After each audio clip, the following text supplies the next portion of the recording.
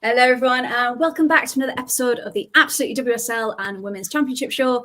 My name is Freya and my word, what a week it has been, hasn't it? We've had handballs, we've had questionable refereeing, we've had derbies aplenty and everything in between. But of course, I couldn't do it alone. I've got a wonderful team with me tonight. Rebecca, it's been ages since I've seen you. How are you doing? I'm all right, full of a cold, but getting through it. But yeah, it's been a while since I've been on. I'm excited to be back talking WSL. We're really happy to have you back. Danny, again, it seems like ages since I've seen you as well. How are you doing? Yeah, it's been a while. Yeah, all good, thanks. Yeah, you? Yeah, not too bad, thank you. Lots of everyone in the chats. Yeah. Loads of stuff to talk about again. Drama, goals, and the championship, of course. And the championship. I think the championship's becoming the best part of the show now. It's the best league in the world, isn't it? Absolutely. And who better to help us talk about the championship than Ant? How you doing, mate? I'm good, thank you very much. Yes, the championship's mint. I think on about WSL, Soji title race. We've got a 5-team title race still. You know what I mean? We're rocking and rolling. Another 3 points. Over the moon. Absolutely over the moon. Great weekend, mate. To be fair, great weekend. Yeah. And I can't wait to get into it. It's going to be such a good show. And we've got people in the comments already. So good evening to Oliver. Thank you very much for joining us. And good evening, Simon. Hello to you as well. Now, a perfect place to start in game week 17 of the WSL. It was actually, if we get the scores up, the only home side actually take the 3 points. So, Danny, I believe we're starting with you. Man City 3, Man United 1. I think City's form, we thought that's probably going to be the results, but tell us all about it. What exactly. I think if you'd have asked anybody going into the weekend, this is exactly what you expect, really, isn't it? And I think maybe that's a sign of where both teams are at the minute. It's you just expect City to go and run over United. What that says about both teams is probably quite significant. On the pitch, probably all about Jess Park, isn't it? Bunny Shaw as well, we'll come on to later on. Off it, all about Mark Skinner, as always, on his birthday. And biscuits. So there's a lot to get into with this one. There's so many talking points for this. But starting with the positives for City, really, overall, just a massive hurdle to get through, wasn't it? Just to beat United in the derby. Wherever United are in the league, whatever the situation, you always feel that derby atmosphere. And so you always feel like there's pressure. And at the top, the way City are, we're kind of in win or bust territory for them now, and Chelsea as well. So any points dropped would just be an absolute nightmare for either of them at the minute. So I feel like it's really important that they won this. Kind of not really shocked, like I say, but I thought United started out pretty well, actually, for the first 20 minutes or so. I thought they were causing quite a lot of problems. Jay's down the right-hand side, causing quite a few issues for City. City started to settle as it went on, and I thought, I don't know if anybody watched on here, but Hannah Blundell, I don't know what you guys thought, the yellow card situation, because I don't think the first one was quite a yellow card, but she got one, and the second one wasn't even given as a foul. So I just thought that was a really bizarre one, that just to not receive the second yellow than the first, and then she just completely gets away with it, doesn't she? Yeah, just got away with it. Literally thought, hang on, I got that wrong. I'll just let her off with whatever. Leaving it out. Yeah, that's not really even an helper, was it? It was just like, I don't think I've seen it. Thank God there's no VAR. Yeah, exactly. Well, that's like the issue of the whole weekend, isn't it? There's probably in every game there's something. Maybe not Everton, Liverpool, but there seems to be issues all over the place, and in this game in particular. And the first goal, Jess Park, first goals for City. Brilliant to see. I really love her as a player. Really liked her at Everton. To see her get a first goal is phenomenal. Hope it's not tainted too much by the offside that in the build up, because there was that offside against Bunny Shaw, but she finished it off well. You can't really complain with the second goal. Completely, again, getting in the right position. She's popping up in that number 10 role. She's taken a chance left by Jill Roord, and she's getting in these positions. She's creating. She's battling. And she's just everything you want in that position. She's really grown to prominence this season. And it's so nice to see her get these couple of goals just to kickstart her right in front of Serena as well. So that's going to cause, hopefully, something in Serena's head a little bit. Like, because at the other end of the pitch, Ella Toone must be looking on a little bit, starting to worry, perhaps. for that position in the England side, which we'll probably come on to a little bit later. But just so good to see Jess Park knock them in and get in their positions to score. And then sort of either side of half time for it to be 2 and 3-0, that was game over, wasn't it? And again, Jess Park again involved in the third goal, bullying Katie Zellum off the ball, just completely barged her off it, showing her strength. And now Bunny Shaw's finished it off, and now she's the City's all-time WSL top scorer, 68 in 82 appearances, which is nuts. Like insane figures. And yeah, just crazy figures in front of goal. We all know she can do it, but the amount she's done in such a quick time is phenomenal. What a player she is. Probably one of the best, if not the best, in that position, in the out-and-out number 9 role in the world at the minute. It's definitely in the league. I thought United. You had a joke the other day, Danny, about that. Obviously, because she's gone on his goals to say that Erling Haaland goes to bed in Bunny Shaw pajamas. Yeah, 100% he does. Quality. I'd love to see him. He feels like the type of character who would do as well, wouldn't he? Just for a laugh. Lovely moment on the sidelines for United. Probably the best moment of the afternoon, barring the goal for them, with Aoife Manny chomping on a biscuit, which we always love to see. That it kind of gives everyone hope. Look at Aoife. She's just trying to have a cuppa and a biscuit. Just settling in. She's settled down, got the curtains drawn, and she's got getting her biscuits out. I love that. No like power bars or anything for her. She's just like, yeah. Just digestive, whatever it was. Was it digestive? Was it? Get the fibre in. Yeah, exactly. For United, though, again, just the amount of time it took Mark Skinner to make changes, and this is the thing that bothers me about him. I'm not even a United fan. I've got no skin in the game of any of this, so to speak, and I just get frustrated watching his tactics and watching what he's trying to do, because it's a derby. You're 3-0 down.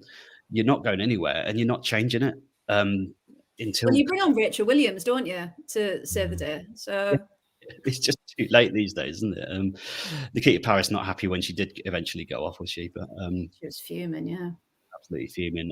United did get the goal, and the only real thing you can say about that is that it dents City's goal difference a little bit. I don't think they'll be too worried about it. I don't think Gareth Taylor was massively worried about it after the game. But yeah, it kind of petered out, and City held on to that 3-1. And again, a tale of two teams going in completely opposite directions. Like City full on charge for the league now.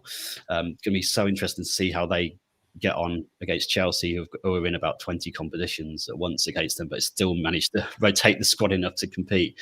Fascinating title race, and it's going to go right down to the wire, I think. On the other side of things, clear Mark Skinner out chance at the end of the game, I've got to say. It feels like a horrid time, especially with the new ownership and everything that's going on. He's constantly losing out against the bigger teams. Tactically, I just don't think he's got it against the bigger teams to make a difference.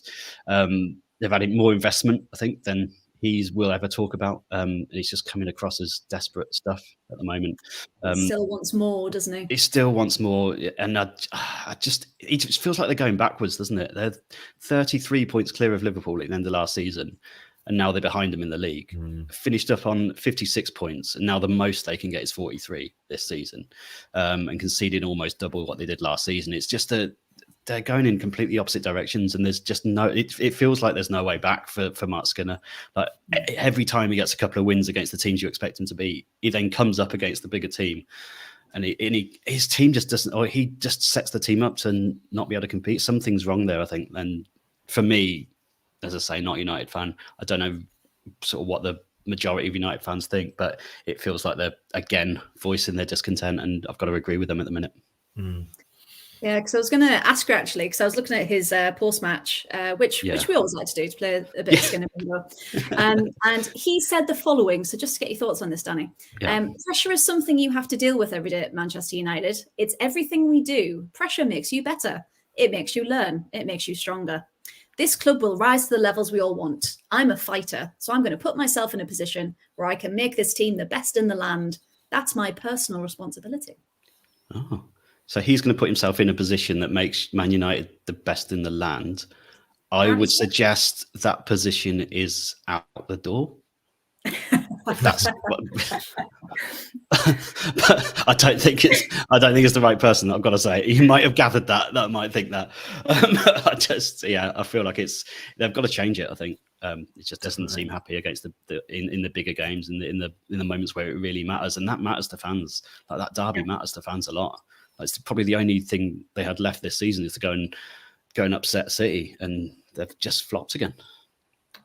Absolutely. And Paul's with us in the chat. Good evening, Paul. United is supposedly offering Skinner a new contract. Not bad for someone who believes a little but himself. Absolutely. Now, Emma Sanders actually said earlier that there are no new updates on negotiations of a contract. So possibly he is still out in the summer, which I think, like we all said, it's just it's the right time. There's no coming back, really, is there? I think the fans have gone, the team's gone. Yeah. Just get him out. If he wants to start again somewhere, fair play to him. But I think his time at United's just it's just over, isn't it? He just can't can't do anything. Bless him. It's his birthday as well, wasn't it, on Saturday? I know. Shame. Happy birthday. Happy birthday, man. Happy birthday, Nick. Get snapped. All the best. All the best, as you call. What's Paul clipping? I've seen Paul say he's clipping something right now. What's that? I'm worried when Paul clips stuff. Yeah. At least if we're getting a heads up, I suppose. So be on the best behaviour. But thank you. The chat is going off. Thank you very much. Shah's with us. Hello. Thank you very much. Like I said, Paul's there. Sean's with us. And thank you very much for everyone chatting and keeping us updated with the scores as well. I did a little banner earlier. So Chelsea are 1-0 up. Myra Ramirez coming back and doing Myra Ramirez things. Obviously. So they are currently 4-0 up on aggregate. So, yeah, I think it's pretty safe to say, unless Ajax come back with something impressive, I think Chelsea are going through. To the next round. Now, on to our next match of the evening. We had the eagerly anticipated Merseyside derby. Everyone on the pod last time, we did some predictions. We were like, yeah, Everton's going to really go for it. It's on home turf. And we got a 0-0. So, Rebecca, you were actually there, weren't you? So tell us about the atmosphere. How was it for you in real life? Was it as much of a 0-0 game as it appeared on the telly? It was a good atmosphere. I was shocked to see, I think, like Chloe put in the chat, that it was 9,000 fans there. Yes. Compared to the 22,000 that we saw at Anfield. And there was like similar amounts of the ground open. But the fans that were there, they were in good spirits. They were in full voice. I mean, I did have one person sat in front of me that started the match as an Everton fan and finished as a Liverpool fan. Oh, God. Isn't that blasphemy? Like, you can't. I don't have know. A half and half shirt or nothing like that, did he? What changed their mind during the game? Because it's not like there was a big turn in the game or anything, is it? Just started singing "We Love Everton" and then said that they like Liverpool at the end.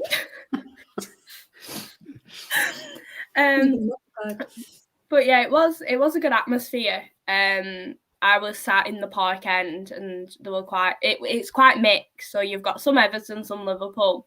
We did have the away end open for Liverpool and that was full, which it was really good to see. And then of course, like, you've just got them sat round anywhere really. So I thought it was a very evenly matched game. Both teams, it was a 0-0. It had everything written about it. It was going to be 0-0. I think it was Everton only had one shot on target. So hey, so did Villa this weekend. It's fine.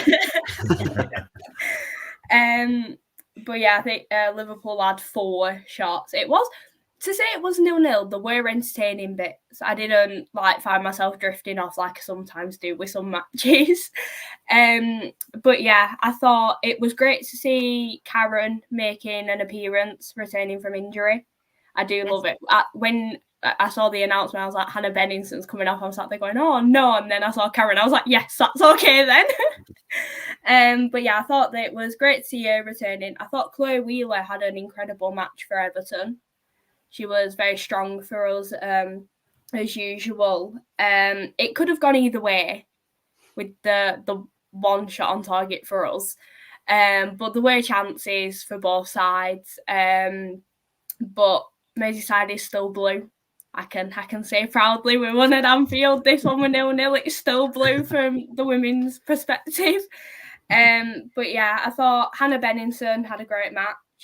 She had quite a few fans cheering for her, which was really nice to see around us. I was also baffled. I know that you've mentioned this in the previous one. It wasn't picked for Sky. Yes, right. We'll revisit this. Why on earth was a Merseyside derby on Women's Football Weekend, by the way, which we can talk about later, what is it? Did we actually notice? But the fact that that wasn't picked when the Manchester derby was, Mm-hmm. Why not? I mean, they could have made the right decision with it being 0-0. But it would have been good to see it because the one at Anfield, I think, was on TV. So was it that? Yes. Yeah, I think so. Yeah. And then we have seen last season's on TV, I think, as well. Yeah, the one at Anfield was. I think the one at Goodison was because I think that was moved to a Friday night. So we have seen them on TV in the past. So I was very confused as to why it wasn't.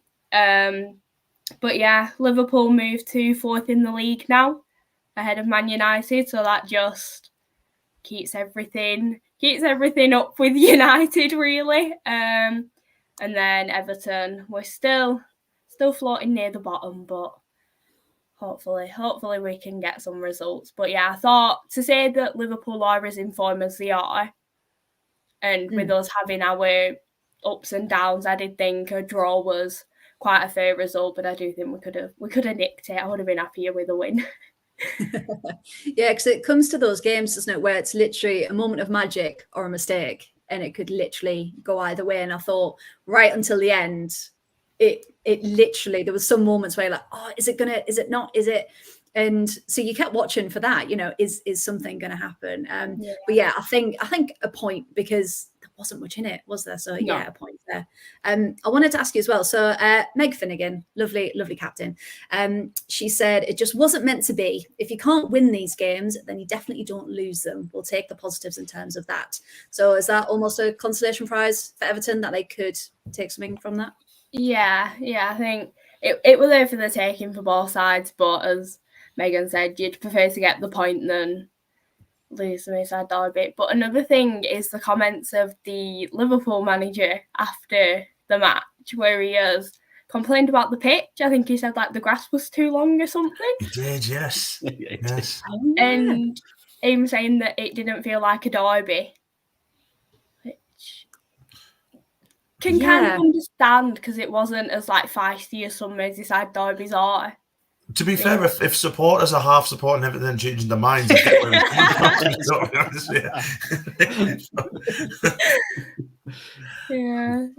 But I thought the one about the grass, that was quite funny. It was too long. Yeah, it gets to a point, doesn't it, where you're like, right, what can the blame now? It's like, right, we've had pitch. Okay, we've had the stars aligning, right? Okay, and all of these different types of things. But yeah, so overall, got a point. Yeah. And Merseyside is still blue. There we go. Before that one. Right. So let's move on to our next one, where we've got Bristol City 0, Tottenham 1. I think, Danny, are we coming back to you for this one? Yes, I think so. Yes. Now, Beth England showing up as per. But 1-0. Were you surprised that it was just 1-0? Yeah, definitely, especially after they scored after 2 minutes. Beth England straight in with the goals. And when they score that away at Bristol City, you kind of think, is it going to be 4 or 5 now? Especially the way that Spurs play. Spurs play with such attacking momentum. They never stop. They don't stop attacking.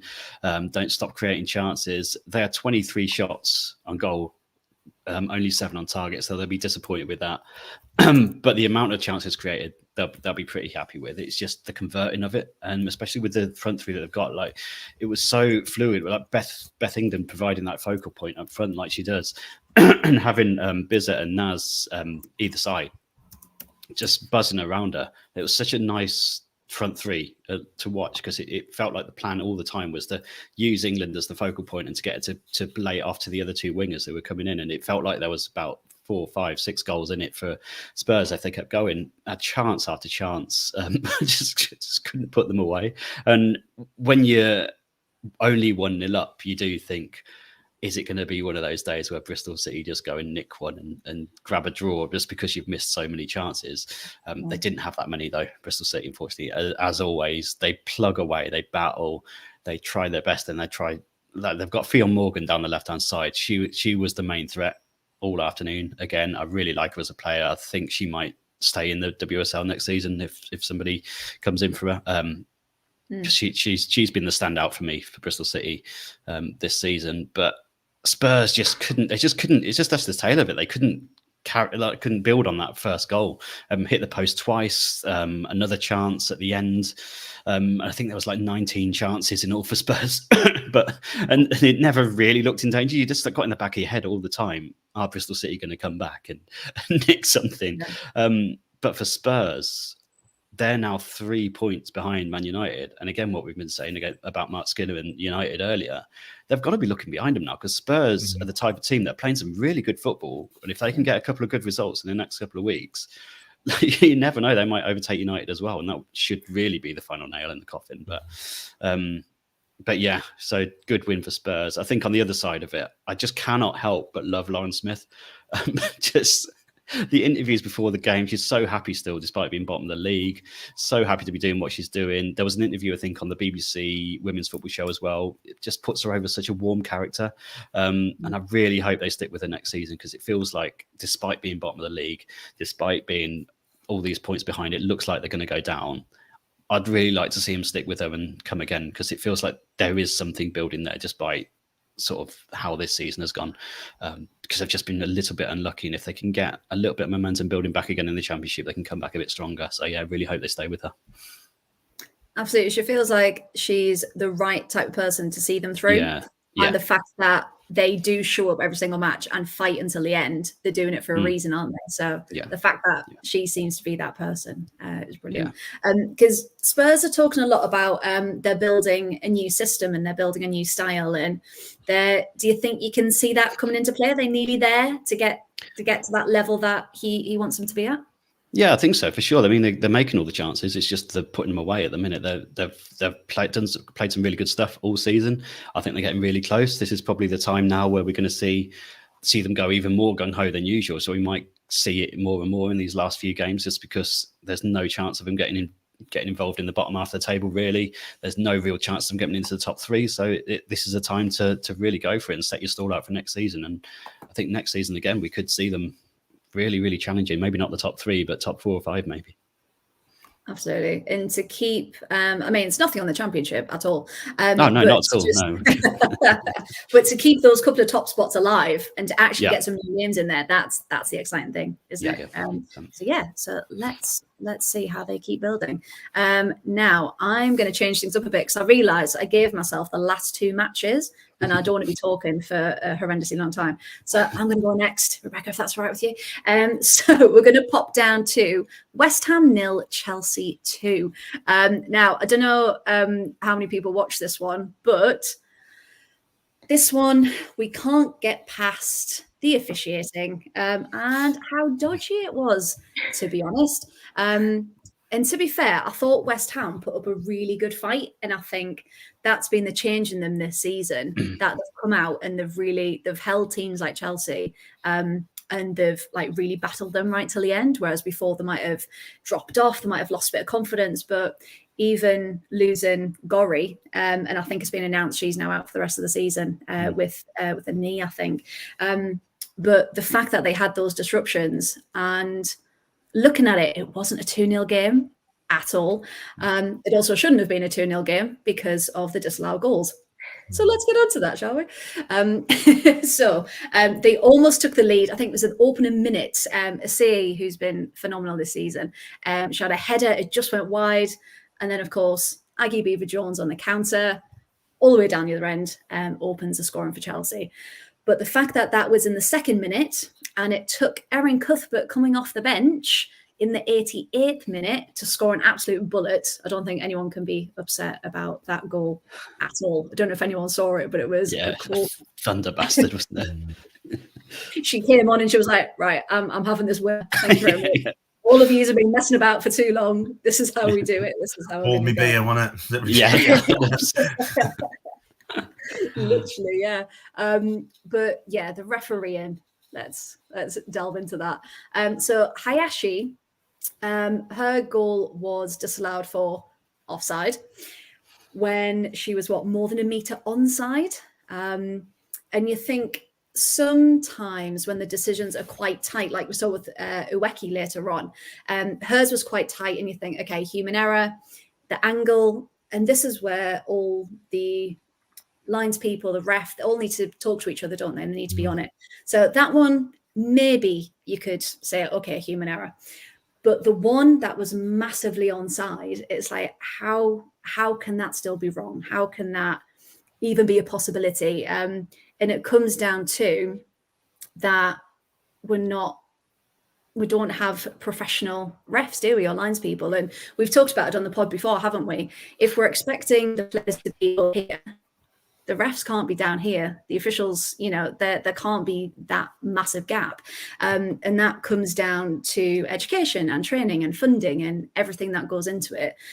Because ultimately, West Ham are in a position where if they keep having these decisions going against them, could they be in a relegation battle? Could they be further into a relegation battle? So it's not as if it's Chelsea who are safe. Or even the top half teams, it could literally come down to they could get relegated ultimately.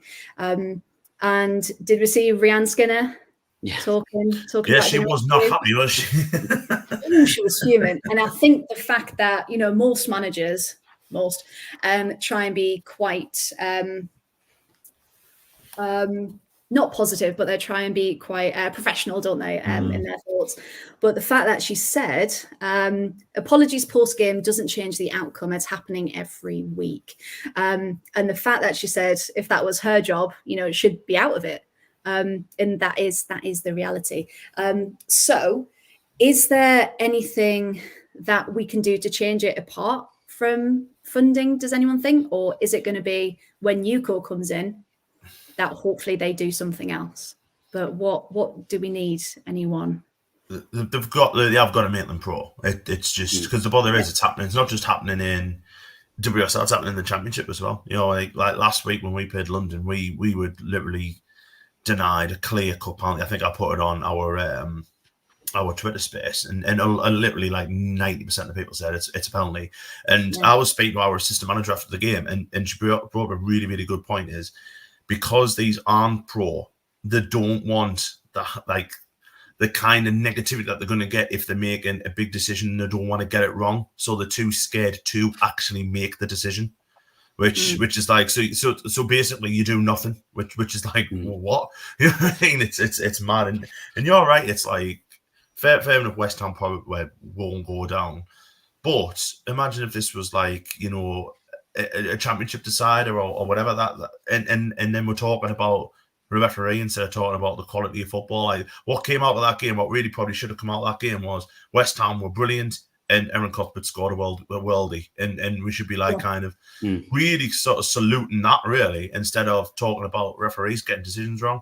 And they're not going to bring VAR in. It's not going to happen. We haven't got like the infrastructure or anything like that with the grounds that the teams play at, but they're just going to have to get better. And whether that's to bring in, like professional referees from another, even from another country to train them or something like that, or with the FA, but saying that on the men's side of things, it's just as bad.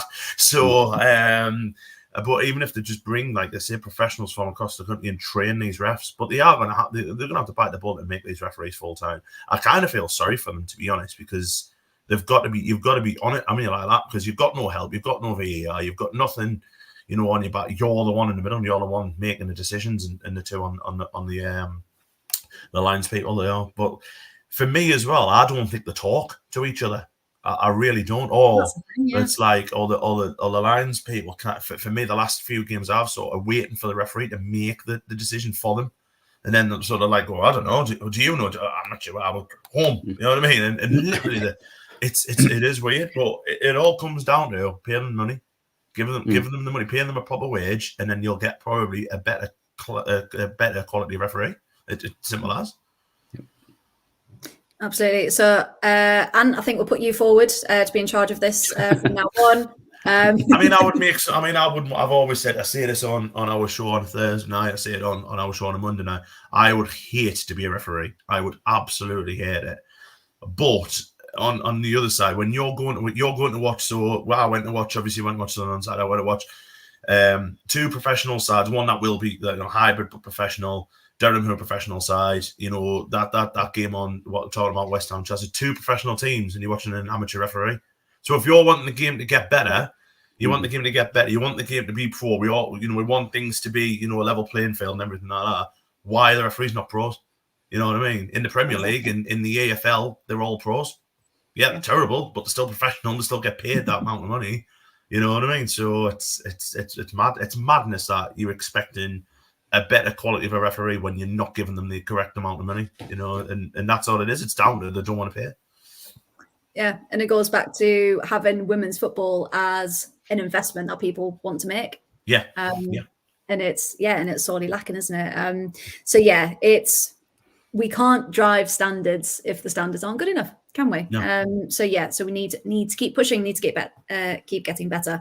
I do want to shout out Hannah Hampton though, because obviously ex-Villa, she was wonderful. But her distribution and just her all-roundness, she's just phenomenal. And the fact that she is still so young, and she went to Chelsea thinking she wasn't even going to play this year, and she's essentially pushed Musovic out the way to get to that number one spot. I just think she's doing a phenomenal job. So I just wanted to give her a little shout out. I love Hannah Hampton as well. And she's a wonderful goalkeeper. And obviously, she's got that problem with her vision as well. It just makes it even more of a miracle she's even playing at the highest level. She's such a wonderful person as well. And to be fair, obviously, with the stuff that she had with England last year, to get back and playing properly and, getting back in the England squad, fair play to her. Massive fair play to her. Absolutely. Shows you what hard work does and where it can get you. Absolutely. So with that 2-0, even though could argue it should have been 2-2, Chelsea is still on level with City, but the goal difference still a +2 goal difference there. So again, it's incredibly tight. Nothing on the Championship, but but yeah, it's still within reach for City. Excuse me. Right. Okay. Let's pop back to what we should have talked about next, which was Leicester City 2, Brighton 3. Now, Rebecca, for this one, I thought when Leicester went in the lead, I was like, okay, they've got this. But Brighton weren't having that, were they? What did you think of this one? Oh, they came back fighting, did Brighton. It was 5-goal thriller. It was brilliant watch. I caught up with it and I was like, oh, didn't expect this one. No, I thought it was a really entertaining match. As you said, the result sees Brighton come from behind to take all 3 points in the 87th minute. 87th minute, I think it could have been. It was yeah. No, 85th. I've got it written down. I've added on a few minutes there. So Leicester went ahead through, I think it was given as an own goal to Lizzie Kopp. I do apologise on a pronunciation. I'm all bugged up at the moment, so my B's are sounding like V's, my V's are sounding like God knows what. But Madison Haley equalised for Brighton, and then Katie Robinson added a second goal in the 68th minute. It was a hectic final few minutes in the match, with Lena Peterman levelling for Leicester in the 84th minute. So then Brighton's gone win it in the 85th. Just to rub it in that bit more, you scored in this time, I'll score 1 minute later. I think Leicester had 20 shots and Brighton had 11. 8 shots on target for Leicester. They just couldn't hold on that last little bit more, but very, very entertaining with all of the chances. Especially seeing that they've both been struggling with a good run of form. I think they've both won one until Brighton have just won now in the past 5, I think it was. So to see this match go as well as it did, I thought it was very good watch, and it great to be a neutral in it to just see all the goals. Yeah, absolutely. It was like edge of your seat, wasn't it? Just watching them go back and forth like a tennis match. Yeah. And again, Sunderland Durham, when we get onto that later, that was exactly the same. It felt like one of them wee characters, you know, like when and your head just keeps going from like that. Because Leicester almost equalised as well at the end, didn't they? It was 3-2. They almost got another equaliser even before the end. Yeah. Yeah. It wasn't like a goal line clearance or something, like really tight near the edge. Yeah. You'd be fuming, wouldn't you, if it went in right? Obviously, not if they were your team, but yeah, right on the edge, like, no, we've taken it to this level. Why is it? Yeah. But neither of them have got like a full-time manager at the minute either. Maybe it's just like throwing them out there and go, do what you want. Just get on with freedom, it. Freedom to put there with them, aren't they? Just sending this 11 out, do what you want, and come back with whatever you can get. Yeah, you've never met each other before. Just go. Yeah. Just wing it. Hey, wing it because of the seagulls. Well done. By the way, I'll come on to that later, but I don't know. There's a lot of birds in the championship this week. I don't know if anyone noticed that. To keep bringing it back, there was loads of seagulls and loads of birds flocking onto. There's about 3 games that I watched in the championship. There was just flocks of birds everywhere. The vultures were circling for Durham on Sunday. Yeah. That's why. It's like everyone wants to see the championship, even the birds. Sorry, I just thought of that one. Just imagine them like flying next to each other. Fancy Southampton for the championship. There's some blokes ice cream. Yeah. Who's that in that outfit? Stupid cat. Oh, brilliant. But what are we talking about? I have no idea. But yeah, a massive 3 points for Brighton. They clinched it right at the end. So that brings us to the last game of the weekend. Literally the last game of the weekend. That was delayed by 45 minutes. Not socks this time, no sockgate, but just traffic on the M1. So this one was Aston Villa 1, Arsenal 3.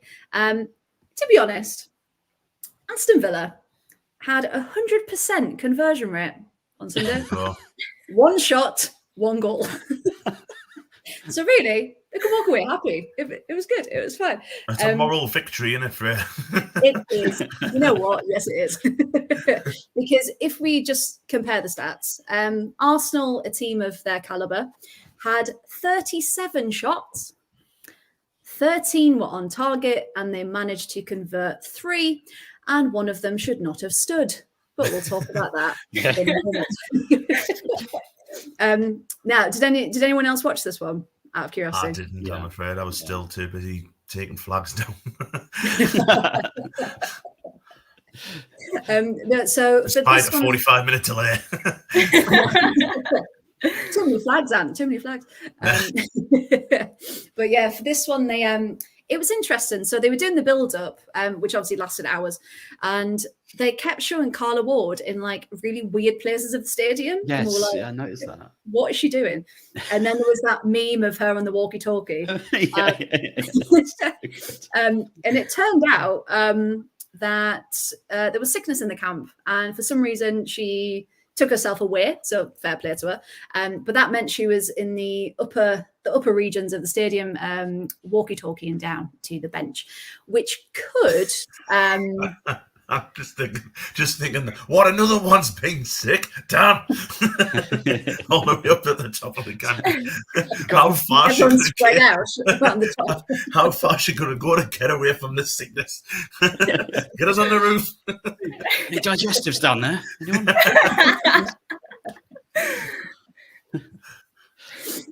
But we can. I can see. There were some dodgy substitutions as well. So I'm thinking there was some interference in the walkie-talkie with that one. Because, yeah, again, I'll get onto it. I just, where to start for this one, to be honest. Because you're bubbling. just see you getting ready to just boom. Honestly, if you could see my notes on this match, It's just I've had to highlight my key bits because I could be here for a very long time. How much was swear words? Yeah, it's just all stars. It's just holes in the paper now. It's just got... Yeah. But yeah, so Carla's pre-match, when we did get a chance to see her in her hazmat suit, she said that, you know, the focus is trying to get points on the board. We know it won't be easy, but we've got to be resolute and stick together. And to be fair, the first half, they did. They put up a good fight. But when you look at Arsenal, who's in their team, who they can bring off the bench, and then you compare it to Villa, and you're just like, oh. Now they named an unchanged side that faced Everton and won. So we thought, okay, we've changed our formation a bit. Let's keep going. Let's do it. We might as well. Arsenal are a bit. They've been affected by delays. You know, twice in a row. Could again. You know, could we kind of get them? And we did. We went 1-0 up. Ebony Salmon, after unbelievable run from Adriana Leon, who is just a phenomenal wonder. We've talked about her before, haven't we? How wonderful she is. Cuts it back to Ebony and just straight in. And we're like, okay, 1-0 up, great. However, there's an interesting stat with Villa that they've lost the most points from taking the lead. So as a Villa fan, you're watching going, it's about 20, what? I can't remember what minute it was now. We're like, there's a long time to go. And we saw what happened with Arsenal and Leicester when they came back and won it. Was it 5-2? They came back and won it in the second half. So we were happy. Same as the opener at the Emirates, where we were 1-0 and we were leading for about 70 minutes. That was great. And then they came back and won in the 90 plus 12th minute at the Emirates or something daft like that. But yeah, so Arsenal had 4 changes. Emily Fox was back. Leon Hudson-Monaghan was back. Russo and Lacasse came into the lineup. And it was also really good to see Laura Weinreuter as well after ACL. Didn't get on the pitch, but fantastic that she's nearly back, because they have missed her. Arsenal dominated, as you'd expect, but we did manage to take the lead.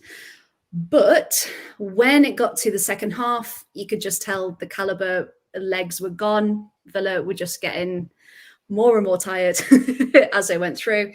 And it was frustrating because then they were making silly mistakes and they were just losing possession really easily. But they didn't stop fighting for the most part. Now, again, next point, where do we go? Anna Leet, by the way, can we just take a moment for Anna Leet? Because that scoreline could have, been 37-1 if it wasn't for her. I felt so sorry for us. She's such good saves. It was just constant, wasn't it? It was just a barrage of attacks. But the fact that she did it, she's not our number one. We're missing Daphne van Domselaar. And the fact that she can step up in those situations, and we've always said she's a safe pair of hands, she's really good. But now it's the fear that other teams have cottoned on how good she is. And they might try and come and get her. And it's like, no, thank you. We need someone with that. But yeah, so it comes to the Arsenal goal. And Victoria Pelova gets the equaliser, of course she does, in the 54th minute. And it seemed like Arsenal, especially from about the 70th minute onwards, they just came out with a fire. And they were like, no, we're not going to be beat here. We need these 3 points to keep up with the title race. And again, poor Anna Leet. I think her hands must have been on fire by that point because she was just constantly saving. But again, the defence, Dan Turner, fantastic. I don't know what we'd do without her. But again, there's only so much Anna Leet can do. The defence need to help her out as well. Rachel Daly's been playing more as like a holding midfielder and dropping back quite deep, which has been working quite nicely because it has then released Dree and Ebony to run forward.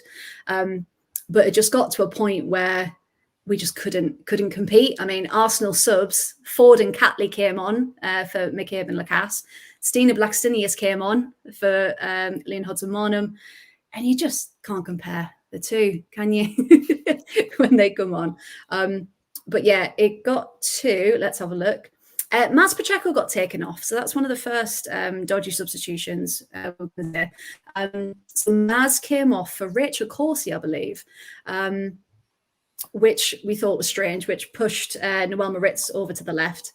Then in about the 80th minute, Georgia Mullett, who I believe is 18, massive young talent, she came on for Ebony Salmon.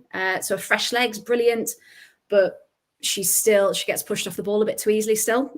So ideally, we needed someone with like a bit of grit. So I would have kept Ebony on, to be honest.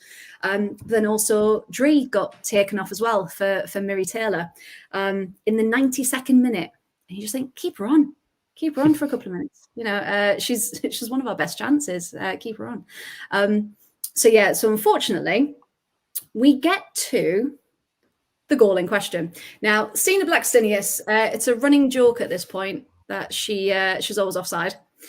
And funny enough, she was offside. But that wasn't caught, even though the lines person was right there. She then slips over right in front of goal. The ball hits off her hand. Everyone's gone handball, clearly. But the whistle didn't blow, ref didn't stop it. So she gets back up and shoots. And it's like, you've got two ways to look at it. It's yes, play to the whistle, because you can never trust what's going to happen. But if something is that blatant, it was so should obvious. you still play to the whistle? I don't know. What do you think? Should they have kept going, even though the whistle didn't go, even if it was obvious? I mean, she's almost like held it up and signed it. It's like literally almost picking the ball up. So if you've seen someone down there doing that, you just think naturally, I'm going to stop because it's a handball. Like somebody's going to spot it. So I don't really blame them that much. It was just so clear and so blatant. The offside, but then again, for her to she literally just fell on the ball with her hand, and she's just, how was that not spotted? There's no grey area with it. It's a clear sort of grab of the ball or a drop onto the ball, and it's going to throw you off as a defender because you just think, right, okay, handball, and then she's just put it away, obviously, but it's so just blatant, it's so ridiculous. It's just laughable, and again goes back to that officiating. But it's been quite nice actually that a lot of Arsenal fans that we've been talking to have gone, yeah, that shouldn't have gone. So it was that obvious, you know. Even the fans who was gone for have gone, actually, that shouldn't have gone. It was also interesting, and again we can talk about it a bit later on, but how much bias there was in the commentary. And it was, watching it, it was, I wouldn't say uncomfortable, but it was very much like, how are you getting away with this? Because that's not okay.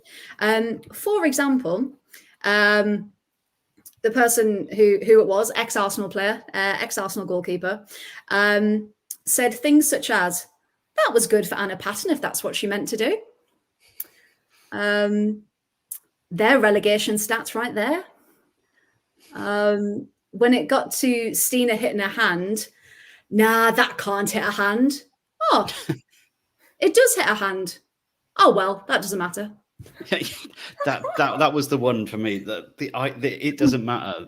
That got me completely. I'm like, how can you say that on commentary when people know where you've come from, you know what your sort of background is, and say it doesn't matter? Because of course it matters. Like we were saying about the offsides and stuff, every bit of this matters. Every refereeing decision, every handball, offside, anything, it all matters to build up all sorts of stuff. Whether it's points in the league, it's individual players getting in national teams. It matters to everybody, and it matters to all the fans. It matters to everyone watching, and you've got to be able to say that. Like if you played for Arsenal or you didn't play for Arsenal, you've got to be able to see it, because the whole nation can see. That's a handball. That's a handball. Absolutely. Yeah. It's just, you know, when you're just sitting there watching it going, am I okay? Am I listening to this commentary here? Like, is this actually going on? Yeah. And the good thing for Villa was that you're not in a relegation battle and stuff like that, or going for the top three, but that shouldn't really matter. Yeah. That really shouldn't matter in the whole picture of it. But if you had been, and somebody's there saying, oh, that doesn't matter, that's offensive to you, surely. Like, because that could mean so much to so many people that Yeah, Yeah, I didn't get it at all. On the other hand, ultimately, it wasn't a match-winning goal. Like they were already winning 2-1, so it wasn't the decider, as it were. But yeah, it doesn't matter if you touch the ball with your hand. It is a handball. That's it. That showed it. But I will say this though, to kind of wrap up because I have been waffling on a bit, haven't I? Considering Villa got hammered 4-0 by half time in the Continental Cup, 1-0 at half time and 1-1 at the 60th minute. It's really bloody commendable. So I'm quite proud of how it came out. You only have like 12 players in training as well this week, you're saying before. Yeah, so back to the sickness bug and the walkie-talkies. There was one day where only 12 players were in training. Wow. So get your boots on, Freya. You're on. Well, we've got a running joke now that when we go to any match, it's like, have you got your boots? Yep, ready. So we bring them with us. And I saw a brilliant tweet. I can't remember who it was. And they said, 12 players, or does that mean 9.5 in a dream we're playing with at the weekend? And it was. And you know what? Fair play to them. They did what they can. And I think that's all Villa can do. Just keep fighting till the end of the season. Arsenal, we were never expecting to win it. So the fact we did go 1-0 up at some point was quite nice. Quite enjoyed it for a little bit. But yeah, it was never going to be an easy one for that one. So wrapping that up, shall we have a look at the table? So we've got Chelsea and Man City level on points with 43. Arsenal quite far behind now on 37, dropping again to Liverpool on 29, Man United 28, Tottenham 25. So again, like we said earlier, it'd be good to see who's fighting that out in the middle. Then we've got Aston Villa on 19 points, Brighton 17, Leicester 16, Everton 15. So again, anything could happen there. And we've got West Ham on 12 points with Bristol City on 6. So it is looking very likely that Bristol are the ones going down. But we just never know, do we? That 6-point cushion might be enough to see West Ham through, but we don't know. So let's go to, shall we? The Championship, where it's all happening. Now, some incredibly important results this week. And unlike the WSL, it was pretty much nearly all of the home teams that picked up the points this week, apart from London City, who were on a bit of a resurgence, who picked up the 3 points at the death. So let's start with Rebecca. Birmingham City 2, Lewis 0. Now, Lewis, we are podcast favourites with Lewis. So 2-0. How did that match go for you? Yeah, the goals came in the 23rd and 47th minute, so they were quite well early on, but it was Lewis did have a few chances to begin with, but Birmingham they were just all over him at some points. First goal came in the 23rd minute. It was a lovely volley. But it was a really good goal. It was scored by, I've got the name written down, but I've spelt the name wrong. Give me a moment while I just check, because I don't want to be some commentators and get the name wrong. It doesn't matter, apparently. Yeah, no, it doesn't. It doesn't. But yeah, so it was a great volley, and then Lewis did defend really well, and round of applause to their keeper. Thought she made some incredible saves to try and keep him in it, but they just couldn't score. I do feel sorry for saying it because they are a pod favourite, but they just couldn't get it in. And then the second goal came from Walker, and just got on the end of it, tapped it home, and cemented the 3 points for them. But yeah, Birmingham are third, and they are 3 points off second now. So it's still a very, very, very tight battle at the top of the table for the Championship, which is very exciting for watching that than the WSL at times. And then Lewis are 11th, 2 points off Reading. Yeah. So, Still there. Yeah. they're still there. They're clinging on, but they've got Southampton at the weekend as well. Lewis away to Southampton, so it's a little bit of a derby. So, like, fingers crossed, because they can really put the final nail in Southampton's promotion coffin if they can manage to beat them. But fingers crossed. We all want them to stay up, don't we? But they're running out of games a little bit now. We're gonna have to pick some points up from somewhere. But Birmingham on a hell of a resurgence, to be fair to them. They had a great week. So yeah, absolutely. And talking about Southampton's title hopes going down the drain, Danny, Blackburn 2, Southampton 1. I don't think anyone was expecting that one. How was that? Yeah, a bit of a surprise result. But I think Blackburn are one of these teams that can beat anyone on their day, which can happen in the Championship in general. But I feel like Blackburn are very underrated in the league because they go about their business in the middle of the table. They don't suffer massive losses, and sometimes they can come up with this kind of result. They're quite a young side. They've got some really good players. They're slowly building something there as well. They've just got their at the weekend. It was their record attendance at Ewood Park, over 1,500. It doesn't feel like a lot, but I think for a team that's gradually building up, it's really good to see. They've already surpassed their biggest ever Championship points tally as well. And this was another game where they just came out, struck within the first 12 minutes. They were 2-0 up, and Meg Hornby's gotten both, two very different goals. One of these players that I've really got an eye on, because she's really powerful. She's really strong. She scores all kinds of goals. The first one here picked up in her own half, like in the centre circle, just powered on, beat two defenders and smashed it in left-footed. Really, really good goal. Such a strong runner. Second goal she's got from the right-hand side, cut in on the left and smashed it into the top corner. That was a great 2-0. goal. That was a lovely goal. Brilliant. And she just causes so much problems for defences. She's such an eager runner. She'll get in people's faces and she'll score goals. But yeah, cracking goal from her there as well. And Southampton just seemed shell-shocked by that. They just thought, we're going to turn up here and get the 3 points and keep ourselves in the race. But as been proven in the Championship all season, you can't let anything. You can't rest on your laurels at all. And they're just in a fight from then on to get back into it. Molly Pike got one back before half-time. She could have had another one after that as well. And then the second half was all about Alex Brooks in the Blackburn goal. Again, another really good goalkeeper, 2 or 3 good saves. Her name keeps coming up week after week for making good saves. She's been in really good form. And she's kept a minute. She's kept the 3 points, and fair play to Blackburn. That's a fantastic win and massive blow to Southampton's hopes for that Championship.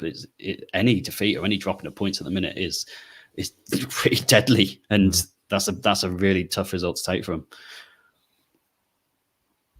Absolutely. And just putting the table up there slightly, Southampton now 33 points level with Birmingham. Okay.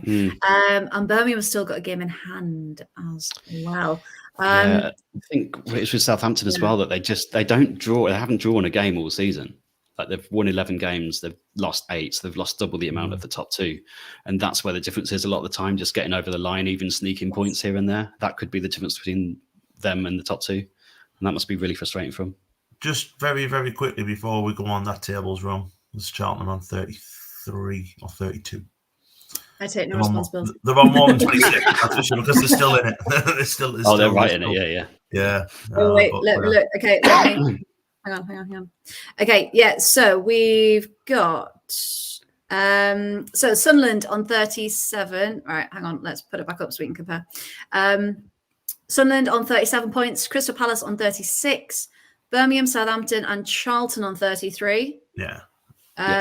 Sheffield, Blackburn on 26, London City on 22, Durham 20, Reading 18, Lewis 16, Watford 12. So yeah, so it's in bunches, isn't it? Yeah, the Championship. I thought for a minute there, I thought Southampton had been deducted 7 points. I was over the moon. Never mind. That'd be good, wouldn't it? A good turn of events. Yeah, at least one out of the top race. Tick them off. I mean, I personally, I know it's only 4 points, but it's 4 points with 3 games left with Southampton, and they've got some hard games till the end of the season. I think they're done. You cannot lose 8 games in a season and win the league.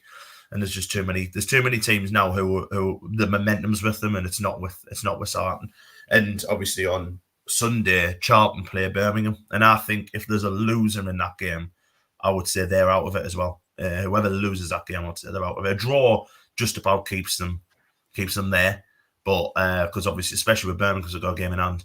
But defeat there for either side, I think that's probably them done as well. Especially if Sunderland and Palace both win, and we've both got winnable games. So it is so tight. But this weekend, and we used to say it every weekend, but this weekend could be a big weekend for the top of the table. Could see a couple of teams drop out, I think. Yeah, a big one indeed. And talking about another massive result, and Charlton won, London City Lionesses too. Brilliant. Yeah, absolutely over the moon.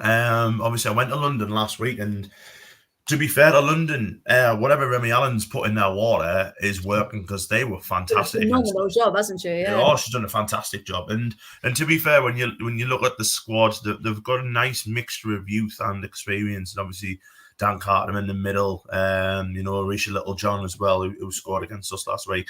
But they've got some, really, really good up and coming players. But what Remy's done, I think, is she's found what their strengths are, and their strengths are pretty much, they are a big, strong team, and they work that really, really well. And obviously against Charlton on Sunday, we were like, I think they kicked off before us, so we were like kind of watching, come on, just they were winning 1-0 for ages, weren't they? And then London scored 2 in the last, I think they scored like the 88th and 90th minute or something along those lines. Literally it was pandemonium where we were. Absolutely class. And like I say, I went out to London last week. I was really impressed with the whole infrastructure of what they've got there, because there is a running joke in the championship that London don't have fans. You never hear from them, you know what I mean? And yeah, they don't have like the attendances, but the stadium's nice. The whole the area where it is nice. The way they've got everything like put around and stuff like that. There's a nice bar, there's a nice cafe and everything like that. Anything you want, you've got there. I thoroughly enjoyed myself, I must admit. Apart from the result, obviously that was terrible. And having to drive 5 hours home after losing wasn't great, but. We were all thinking with London, I think a lot of people were thinking before Remy came in that they might go down, and imagine what will happen next year. Well, obviously they're getting a massive investment, aren't they? Imagine that, in the northern, not northern, the southern league, and that league's really difficult to get out of, because it's only one team that gets out. But whatever she's done, like I say, she's just took this football management like a duck to water, and she's just like it just suits her, doesn't it? And fair play to her, to be honest. I'm kind of, as much as I thought I would have been funny for London to go down, I'm chuffed for Remy Allen, because we all love her, don't we? So fair play to them. And like I say, they've done us a massive favour the weekend, as did Blackburn. So thank you so much to Blackburn and to London City for keeping up your end of the bargain, because like I say, it's just making that, and it's kind of what we've been saying for weeks, that you cannot predict what's going on in this league, because you would have expected them both to be Southampton to beat Blackburn and Charlton to beat London City, and even last week us to beat London City, and then London's just gone and beat 2 of the best teams in the league at the minute. So fair play to them. But it just makes like try and predict in this league is just impossible.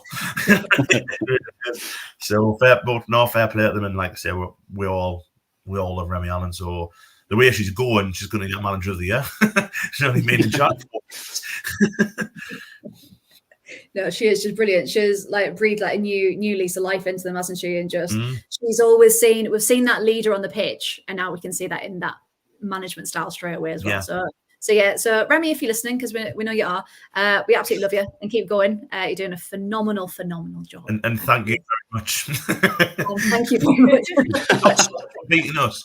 Not so much for beating us, but she got the game plan down with T, and she's probably done exactly the same there. I think she must have got a subs dot on, and then and it's never say die attitude, isn't it? And even getting that draw, when you're expecting going to Charlton, getting that point. And they wouldn't rest on that. They was like, right, we'll go and get the winner, and they did it. You know what I mean? So fair play to them. Not many times you'll see a team do that. Where you go to a team who are fighting for the top of the league. And to be fair, Charlton, they do draw a lot of games, and you're thinking, right, we'll just settle. We'll settle for that. We'll shut up shop. We'll see the game out now, and we're going to go and win it. And they did. Fair enough. Fair play to them. You know, if I was wearing a cap, I'd doff it. I didn't think we'd have that reference, Nice. So thank you very much for bringing that back. I love it. Now, a result that we probably could have predicted. I'll take this one. Crystal Palace 3, Watford 0. I feel a bit sorry for Watford because they had a bit of a good run, didn't they? And they had Michelle Adjuman with them, and she's still off injured, isn't she? She's back on Sunday. I guess she was playing Watford on Sunday. Of course she is. She's timed that well. She's planned that one. But yeah, I just feel like they're trying, but they can't get out of this rut at the minute. And obviously, Adjuman's not the answer to all their problems, but she was certainly the answer to a lot of them. Most of them. Yeah. Now, for this one, 3 cracking goals, but Rhea Percival, I don't know if anyone saw that second goal. It was an absolute belter. And they just completely dominated. And Watford, unfortunately, were just outplayed. Carly Johns, bless her, tried to make something happen. She was a constant threat for them. But the Palace defence were just too tight, just too strong. But I will say this for Watford's defence. They held them off right until the end. And there was a massive acrobatic goal line clearance. I don't know if anyone saw that right in the dire moments. But that could have easily been 5 or 6 nil for Palace. So again, a really strong display for them.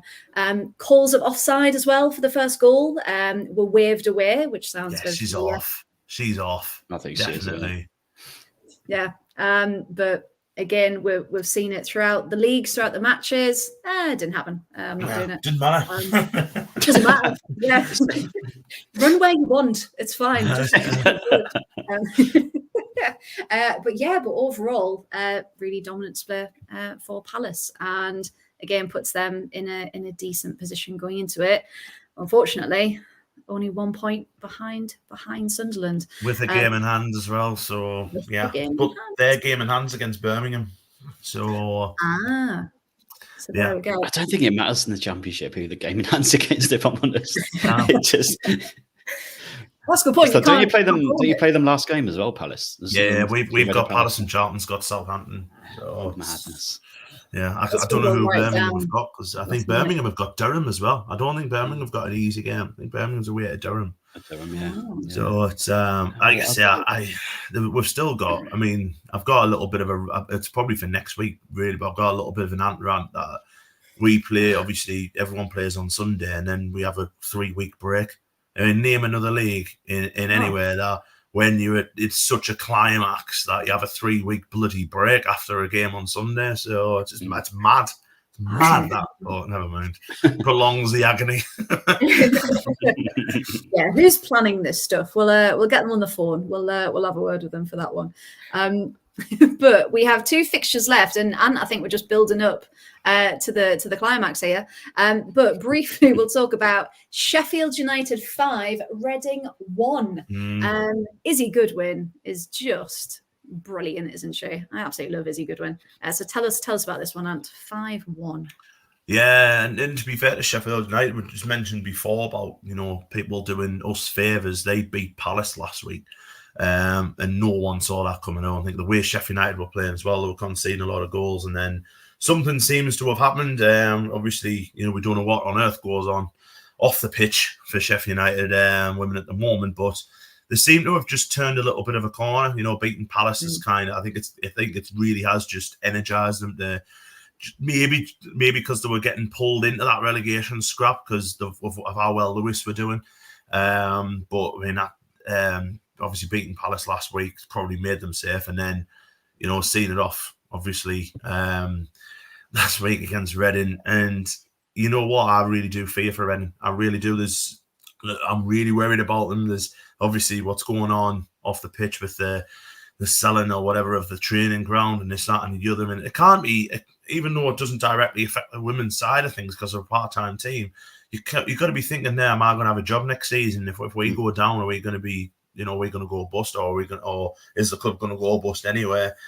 And they just seem to be sleepwalking now to wanting the season end, and you know, that's. I mean, how do you recover from that? How do you recover from getting beat 5-1? You know what I mean? They've got such a massive game coming up. Lewis are biting at their heels, really, and you know, it's only going to take one win for Lewis to overtake them. And yes, Reading have got games in hand, but Reading have got games in hand against some good sides. So, well, class, yeah, as you said, Izzy Goodwin's phenomenal. I would love Izzy Goodwin to sign for Sunderland, to be honest. I think she's a fantastic footballer. But yeah, you know, I don't like to give Sheffield United too much praise, obviously, but you know, the players, it's not the players' fault what goes on behind the scenes, you know what I mean? And the players, to be fair to them, stepped up brilliantly the last couple of weeks. So cracking result for them, really. And, you know, like I say, hammering for Reading. Interesting to see what happens now with Reading at the end of the season, because I just can't see them picking up another point. So it's going to be all on Lewis to try, or Watford, to be fair, to try and, you know, overtake them, really. Yeah, they played Watford on the last day as well. Again, last day. It's madness. I really wish there was someone that was covering all the last games of the Championship just to watch along at once. That'd be amazing. Get them all on the FA player at the same time. With class, isn't it? You could put them all in little windows on your computer, couldn't you? 5 screen. Keep me up to date when I'm at Selhurst Park. No, that last day is going to be immense, isn't it? Just kind of every single minute you're going to be like, right, what's happened? Am I refreshing enough to try and get it? And it was the same, obviously, with the kickoffs time differentiating on Sunday. I think there was 4 different teams top in 30 minutes or something or other. So I think Charlton at the point Charlton were top, and then obviously Palace, and then us, and I'm sure Birmingham at a point may have been. I'm sure Birmingham were, but you know, it was just fluctuating all the time. And it just makes it so exciting, really. Yeah, absolutely. And let's get to it, shall we? The most exciting game of the weekend. Sunderland 5, Durham 3. Now, Ant, you were there, and your celebrations behind the goal are always my favourite bit on the there. So tell us all about it, because I mean, Jenna Deere, just Katie Watson. Just how can we talk about them? Do you know what? Like, obviously, fair. I'm gonna kind of really, you know, I'm gonna praise the club actually, because obviously we've been saying for the last couple of years now that, you know, the atmosphere at Hetton's not brilliant. I think it's a little bit stagnant, a little bit stale.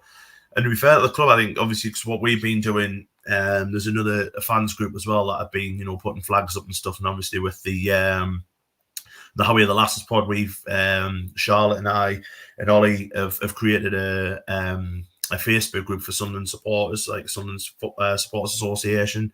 And the club have given us, you know, a signed shirt which we auctioned off which we raffled off against Southampton, which give us some money to put some more flags up, which we've bought 2 more now. We got a signed ball, which again we raffled off on Sunday, which gives us some more flags. And I think the club's just bought into the fact that we'll try and make Appleton a fortress, and obviously with the side this year doing so well, a lot of people have, you know, kind of are really interested in us, and that's what I really like. You know, the atmosphere on Sunday was unbelievable, and the club opened up, like, if you've been to like Appleton before, there's a centre behind where you can, like, there was bars and everything like that, but it's normally closed on a Sunday. It's only open for like functions, like christenings and this, that, and the other. But they opened all that up, and they had a Q&A with Kira Ramshaw. They had a bar open so you could nip in and out as you pleased. Now, I really wanted a pint, but after I put our flags up, I got asked by a lovely man if I wanted to be Samson the cat, which you know, being you know, a lifelong Sunderland supporter, I have always wanted to be Samson the cat. So I thoroughly enjoyed myself, bar the fact I was wearing this top with a jumper underneath and a pair of jeans. So I was slightly warm. And it's very difficult to see out of those. And it's also much more difficult to see out of those when the sun's in your eyes, which a majority of that point it was. So how I never fell over is beyond us, but I thoroughly enjoyed it. And just to have that, and obviously having the flags up, you know, the club I thought really stepped up to the plate on Sunday. You know, with it being obviously Women's Football Weekend and everything like that. And this is before we even speak about the game. It just made for a really good atmosphere. I think everyone was enjoying themselves. There was a lot of kids there with their faces painted and all that stuff. We had a few of the local girls teams who were, the mascots and the flag bearers. It just made for a really, really good atmosphere. And, I think the players, to be fair, fed on that because although the scorelines, and especially the way it was to and fro, it suggests it was quite a tight, close game, end to end. It actually wasn't. I thought we were very dominant. Just we didn't defend very well. We scored the first goal. Christ, I can't remember who got the first goal. Skazi, Mary Max put a lovely ball across, and Nizajupi does really, really well because she's trying to it looks like a bit of a scramble.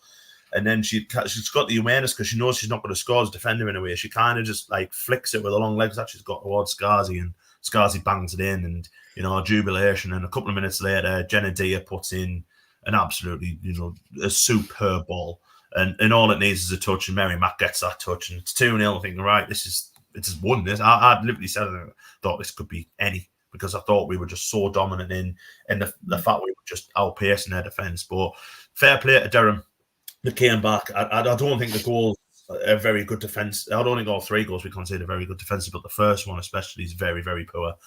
We let Amy Andrews have the freedom, and Amy Andrews is a top striker. She squares it over, it takes a touch, and Molly Lambert, who used to play for Sunderland and funnily enough has now scored more goals against us than she did for us. She's on handed to tap it in. It's 2-1, goes in half time, thinking, right, we have got to score next, I thought. And then it was actually Durham, a nice work goal again. I don't think it's good defender, but Lambert finishes it again. And you're like, right, it's 2-2, and we get another one. Louise Griffiths, I don't know if you've seen it, but I think she's had a shot there and she sliced it and it goes up in the air. And to be fair to Mary brings it down brilliantly, cuts in, chips the keeper. It's a wonderful, wonderful finish. So we're behind the goal, we're jubilant behind the goal. I nearly ran, but I managed to keep it under control. I thought, right, yeah. And so again, you're thinking, right, let's just get the next one. Let's just see the game out. And then Beth Apple, to be fair to Beth Apple, it's a cracking hit. But I think the wall lets Claudia down, but I also think Claudia's not very well positioned. I think she needs to trust a wall on that side. And for Beth Apple, for being a right footer, and it was, on the right hand side, and it goes into Claudia's right. You don't normally see that. It's normally, bent around the wall into the left or something like that. And it goes into that corner, and then Beth Apple does the whole, the ear cupping and all that stuff, which was sweet. Yeah. To be fair to her. But then that's, as I've said a couple of times on this podcast, that just got Jenna Dia angry, and Jenna Dia scores literally about 2 minutes later. Literally just, I'll be beer, lads. You know what I mean? Katie Watts actually does really well. She'd only just come on at this point. She shows very good awareness, knocks the ball back. Jenna gets it out of her feet brilliantly, cracking finish at the bottom corner. Again, jubilations. Again, I almost ran, and that was the closest I was, I think. But I didn't. I think I was too knackered off being the cat. And then again, we're thinking, right, get the fifth. But this time, I thought they were getting tired anyway. And then you could tell, literally that really did deflate them because they had a shot just after we scored, hit the post. But then we just the way we just we brought Katie Watson, and Katie Watson's absolutely lightning, and she gets the 5th goal. It's a really nice, it's a really good run from it because she times it so well. She comes it's one you see, if you see the replay, she's not in the screen when Kitch gets the ball, and then all of a sudden it's you press the fast forward button and there's Katie just come flying past their defenders. The ball breaks to her, and it's off a deflection as well, but she comes across it lovely, and to be fair to Katie Watson, she is going to be a baller. She already is, but she's going to be a cracking player. Puts it across the keeper.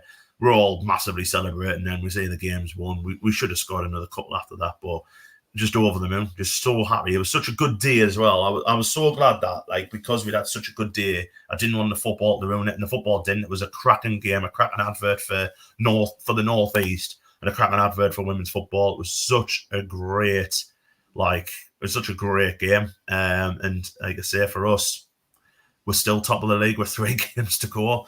And we've got a hard game on Sunday, as I mentioned before. We've got to go down to Watford. We're playing at Vicarage Road, so it makes like quite a level playing field, because obviously when Watford play at Wealdstone, the pitch is dreadful.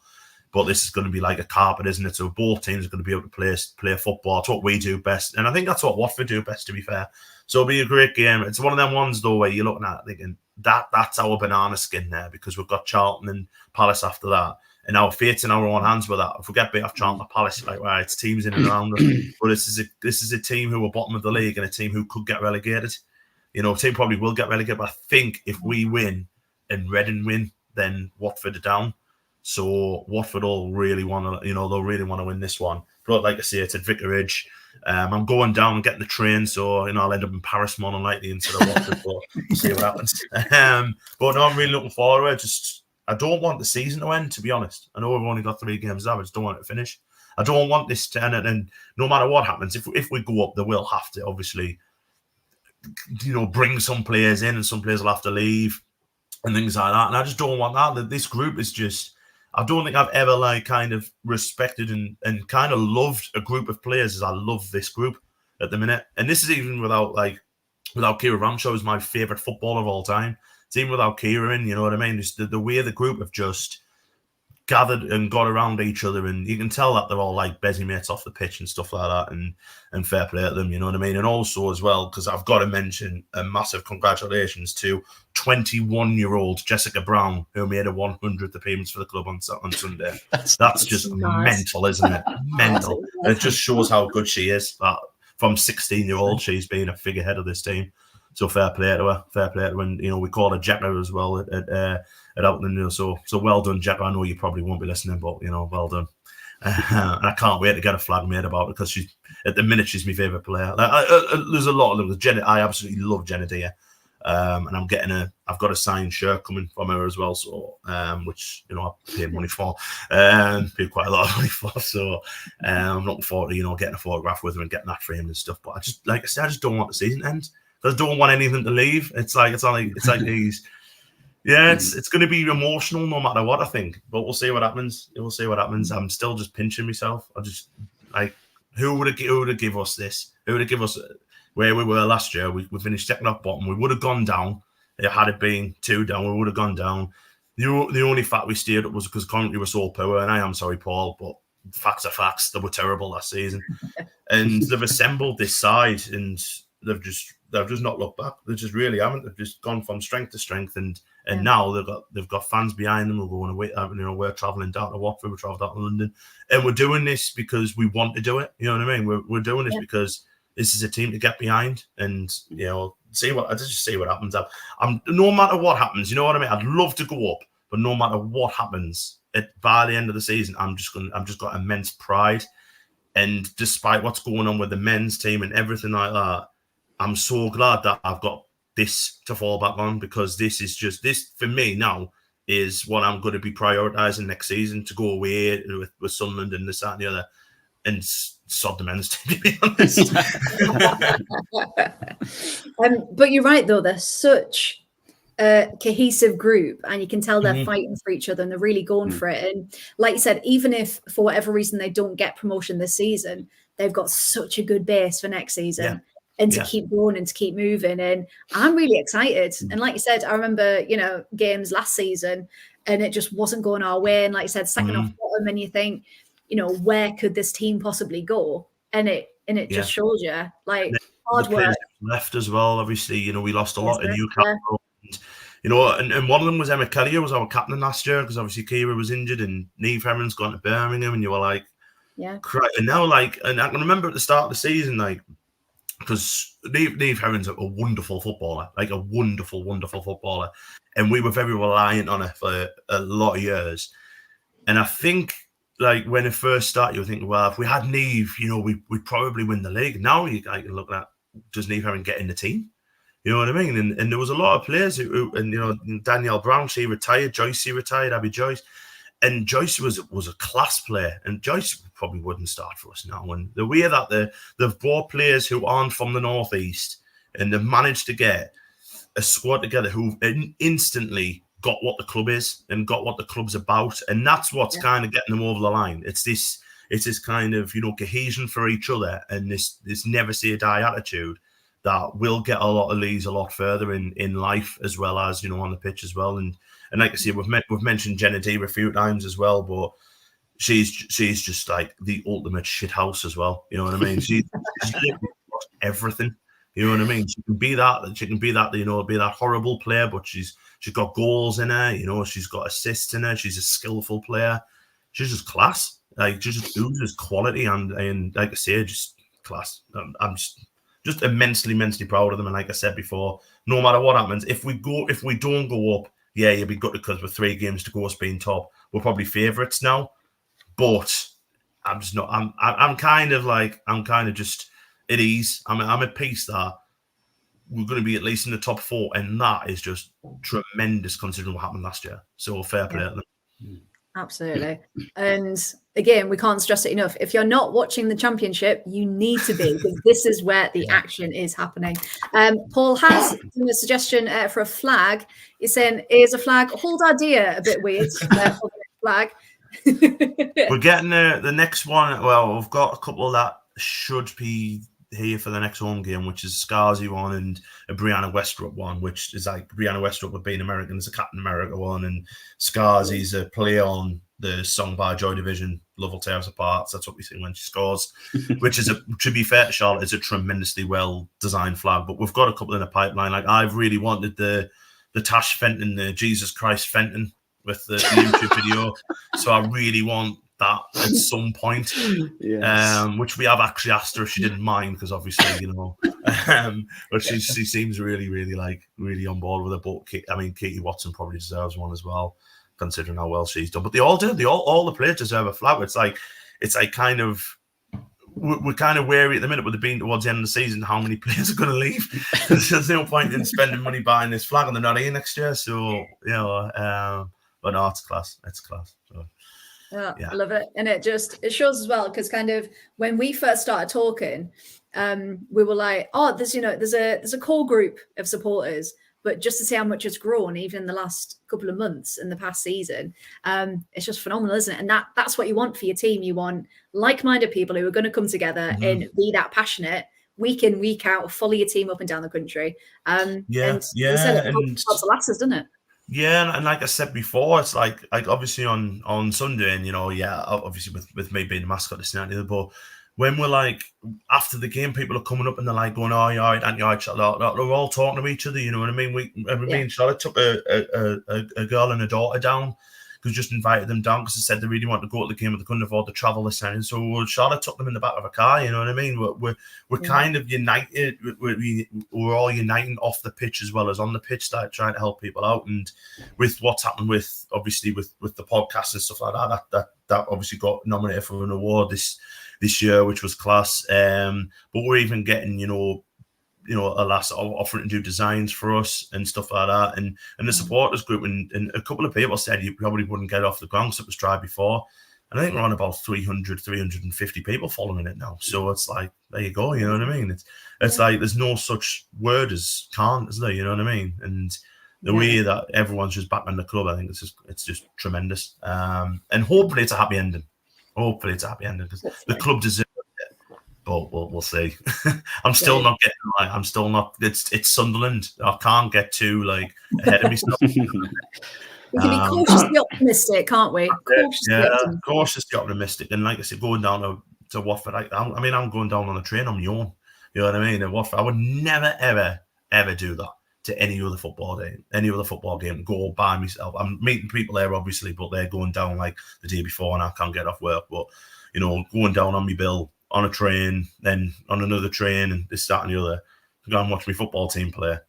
Yeah, you know what I mean? But I wouldn't do it for anybody else, and I'm glad I'm doing it. So, yeah, we'll see. But it's a big game. Like I say, it's a big game, and we've got to be at our best. We've got to play as well as, if not better, I think, on Sunday, because Watford will be on that pitch. Watford will be, you know, a very, very, you know, difficult team to break down, and we are going to have to be at our best. We can't do what we did against London, where we've come off the back of a brilliant result, which is what we did against Southampton, and then go to London or like go to Watford and thinking that we've probably already won. We need to really just keep ourselves level-headed and just get the 3 points and get out there. You know what I mean? And then whatever happens after that, we've got Charlton and Palace. We'll probably be guaranteed to be top of the league, barring if Palace beat Birmingham or whatever. But this weekend, as I've said before, Birmingham have got Charlton, Southampton have got Lewis, and Lewis are fighting, really, really hard down the bottom. And Palace have got to go to Durham, and Palace and Durham have got some kind of weird rivalry where I think Durham hate Palace more than they hate us. So that'll be a really, really interesting game, to be honest. We'll see what happens. Bring it on. Still so much to fight for. I can't wait. It's going to be great. Now, we've come to the end of our WSL and Championship results. And just in case anyone didn't see it earlier, it did finish 1-1. Sean was keeping us updated there. Grant did score for Ajax. And so it finished full-time 1-1. So Chelsea do win 4-1 on aggregate. They have made it through to the next round, as well as Lyon, who I believe I put it on earlier, finished 6-2 overall on aggregate. So yeah, first half of the Champions League semi-final has been completed, and tomorrow it's Barca. Hang on. Barcelona at home to Bran, who put up a massive fight last week, so that'll be a really good one. Then we've got PSG against Hacken.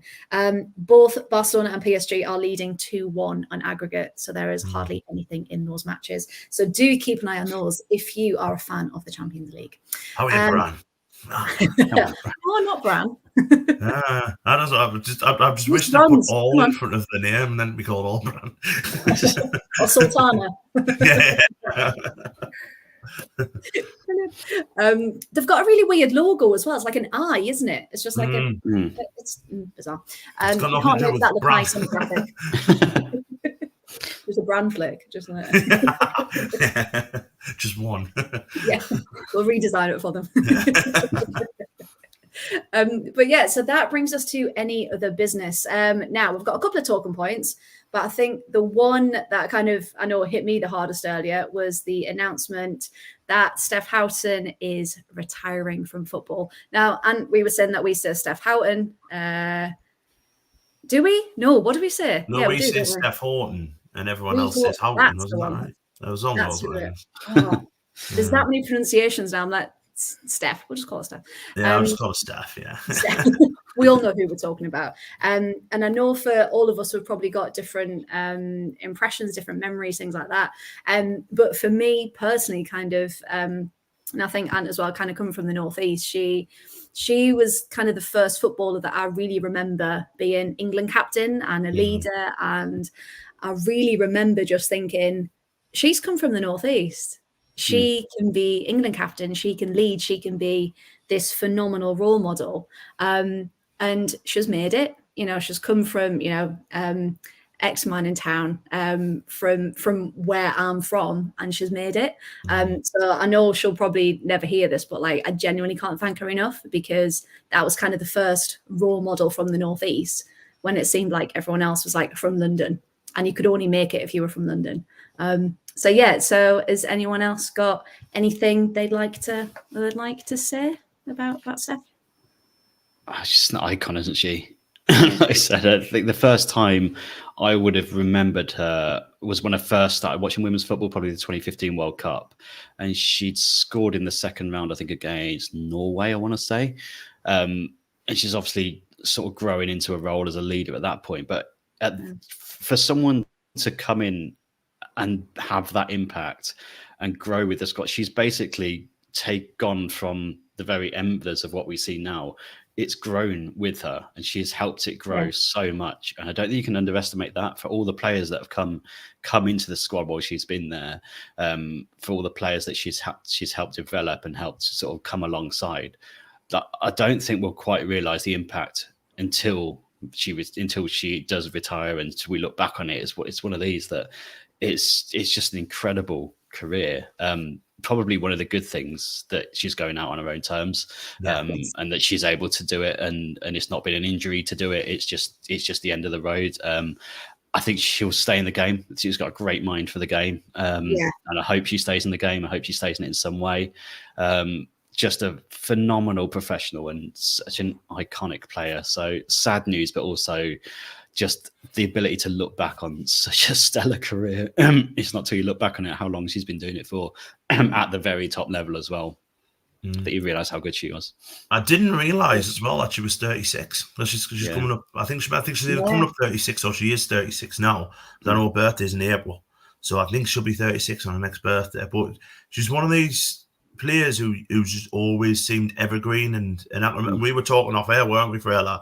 Was like, oh, did we see her play? Because she was, I was into football and all that, but I still wasn't fully into the women's game in 2002 to 2007, so I didn't get the chance to see her play for Sunderland. I really wish I did, and I do regret that. That'd be one of the regrets I do have. And I think everyone kind of thought that hopefully maybe before she retires she has one last dance and comes back and stuff like that. But I'm so glad, and Danny mentioned it before, that she's going out the way she wants to go out. It's not an injury, because I've mentioned before that my favourite all-time footballer is Kira Ramshaw, who plays something, and she had to retire this year due to an ankle injury at 30 years old, and I thought it was just such a shame. I really did, and kind of reading that news today was kind of the same sadness, because it was like, this is like a true icon of the game, and and someone who is, unfortunately, 36 years old is deciding to hang up the boots. But I mean, it's such, for me as well, I think, and it's kind of the argument of, I just wish she was in the Euro squad, like when we won it, because nobody, I think, deserves it more. And I really hope City win the league now. I wanted City to win it anyway, but I would really like to see them win the league now, just to give her the send-off that she deserves. And as you've mentioned before, it kind of hits us the same for her, because she's from, I'm from a mining village, you're from a mining village, she's from a mining village. And it's this northeast, never forget your roots stuff, and I don't think she has. And the stuff that she's obviously got to deal with off the pitch as well, with with her husband really not being very well, and the way that she's kind of held that together, and still being a tremendous player and a tremendous pundit as well. This can't go ignored. Is a credit to her. So fair play, happy retirements, and I don't think we've seen the last of her in football, to be fair. But very well done, and congratulations on a career that not many people will ever have. So very well done. Absolutely. Yeah, Rebecca, anything else to add to her illustrious career that we can talk about all day?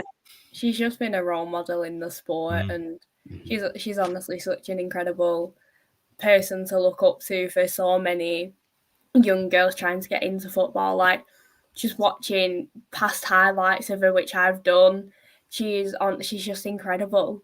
And I think everyone's covered it so well, but yeah, I don't think, as you've said, I don't think we'll be seeing the last of her, and I do think that she will stay in football, and just wish her all the best, because honestly what she's done for the sport is incredible, and just got to thank her. Absolutely, because she said in a statement she released, didn't she? She was like, I just want to leave it in a better place than where I found it. And she's definitely done that, absolutely. Because all of the stuff she's doing with City, being club captain, even behind the scenes, she's such a important role model, isn't she? For especially all the young players coming through as well. So like we said, heartbreaking, gutted that she's retiring, but we know we're definitely going to see her. I'd love to see them do something at Wembley next week as well, if they can, or do something in these games in the Nations League, just to mark it, just because she deserves that kind of send off and that appreciation in person, and that a lot of people will want to be giving it to her. So hopefully they've got something lined up, or they can get something lined up for Wembley next week, if not for one of the other games, because she 100% deserves that kind of, to feel that from the fans as well. Yeah, definitely. Yeah, definitely. Because City at Villa Park on the last game of the season. So that could be an interesting one. If they do manage to sort something. So yeah, so fingers crossed, she definitely deserves it. Or we'll throw her a party. We'll do that. We'll do it. Get her on the podcast. Sure, she won't mind. I'm sure she'll spare us some time. Just very quickly regarding that, it's nice that City are away at the Villa last game, because obviously be her and Jordan Nobbs on in it. Obviously them two are, lasses who both come, you know, the Sunderland alumni, as I like to call it. You know what I mean? They're and both Demi Stokes as well. Yeah, Meadow and everything like that. But it'll be nice that, and hopefully, you know, she gets the send off she deserves as well, and they might win the league at Villa Park, and that'll be the ultimate. She send-off, lifts the trophy as her last action. Yeah. Amazing. That'd be good. Yeah. And Villa Park Sometimes fairy tales do come true, and we're hoping that this one does, aren't we? Exactly. Yeah, we've all predicted City win the league, but now more than ever, we need City to overtake Chelsea. And that's no offence to our Chelsea fans that we do have on our team, because we love you both. But in everyone's best interest, City will win. Thank you very much for that one. So we needed to open with that to take a moment to praise Steph for all her hard work. Now, a couple of other bits and pieces to talk about.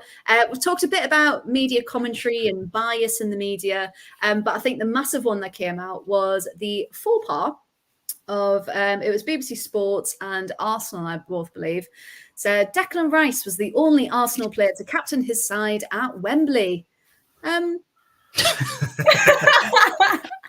he's not. Leo. That name rings a bell. And there was a literal list, wasn't there? And I don't know if anyone saw it, where you can add little notes to pictures on Twitter. And someone had made a list of all of the England women's and Arsenal captains.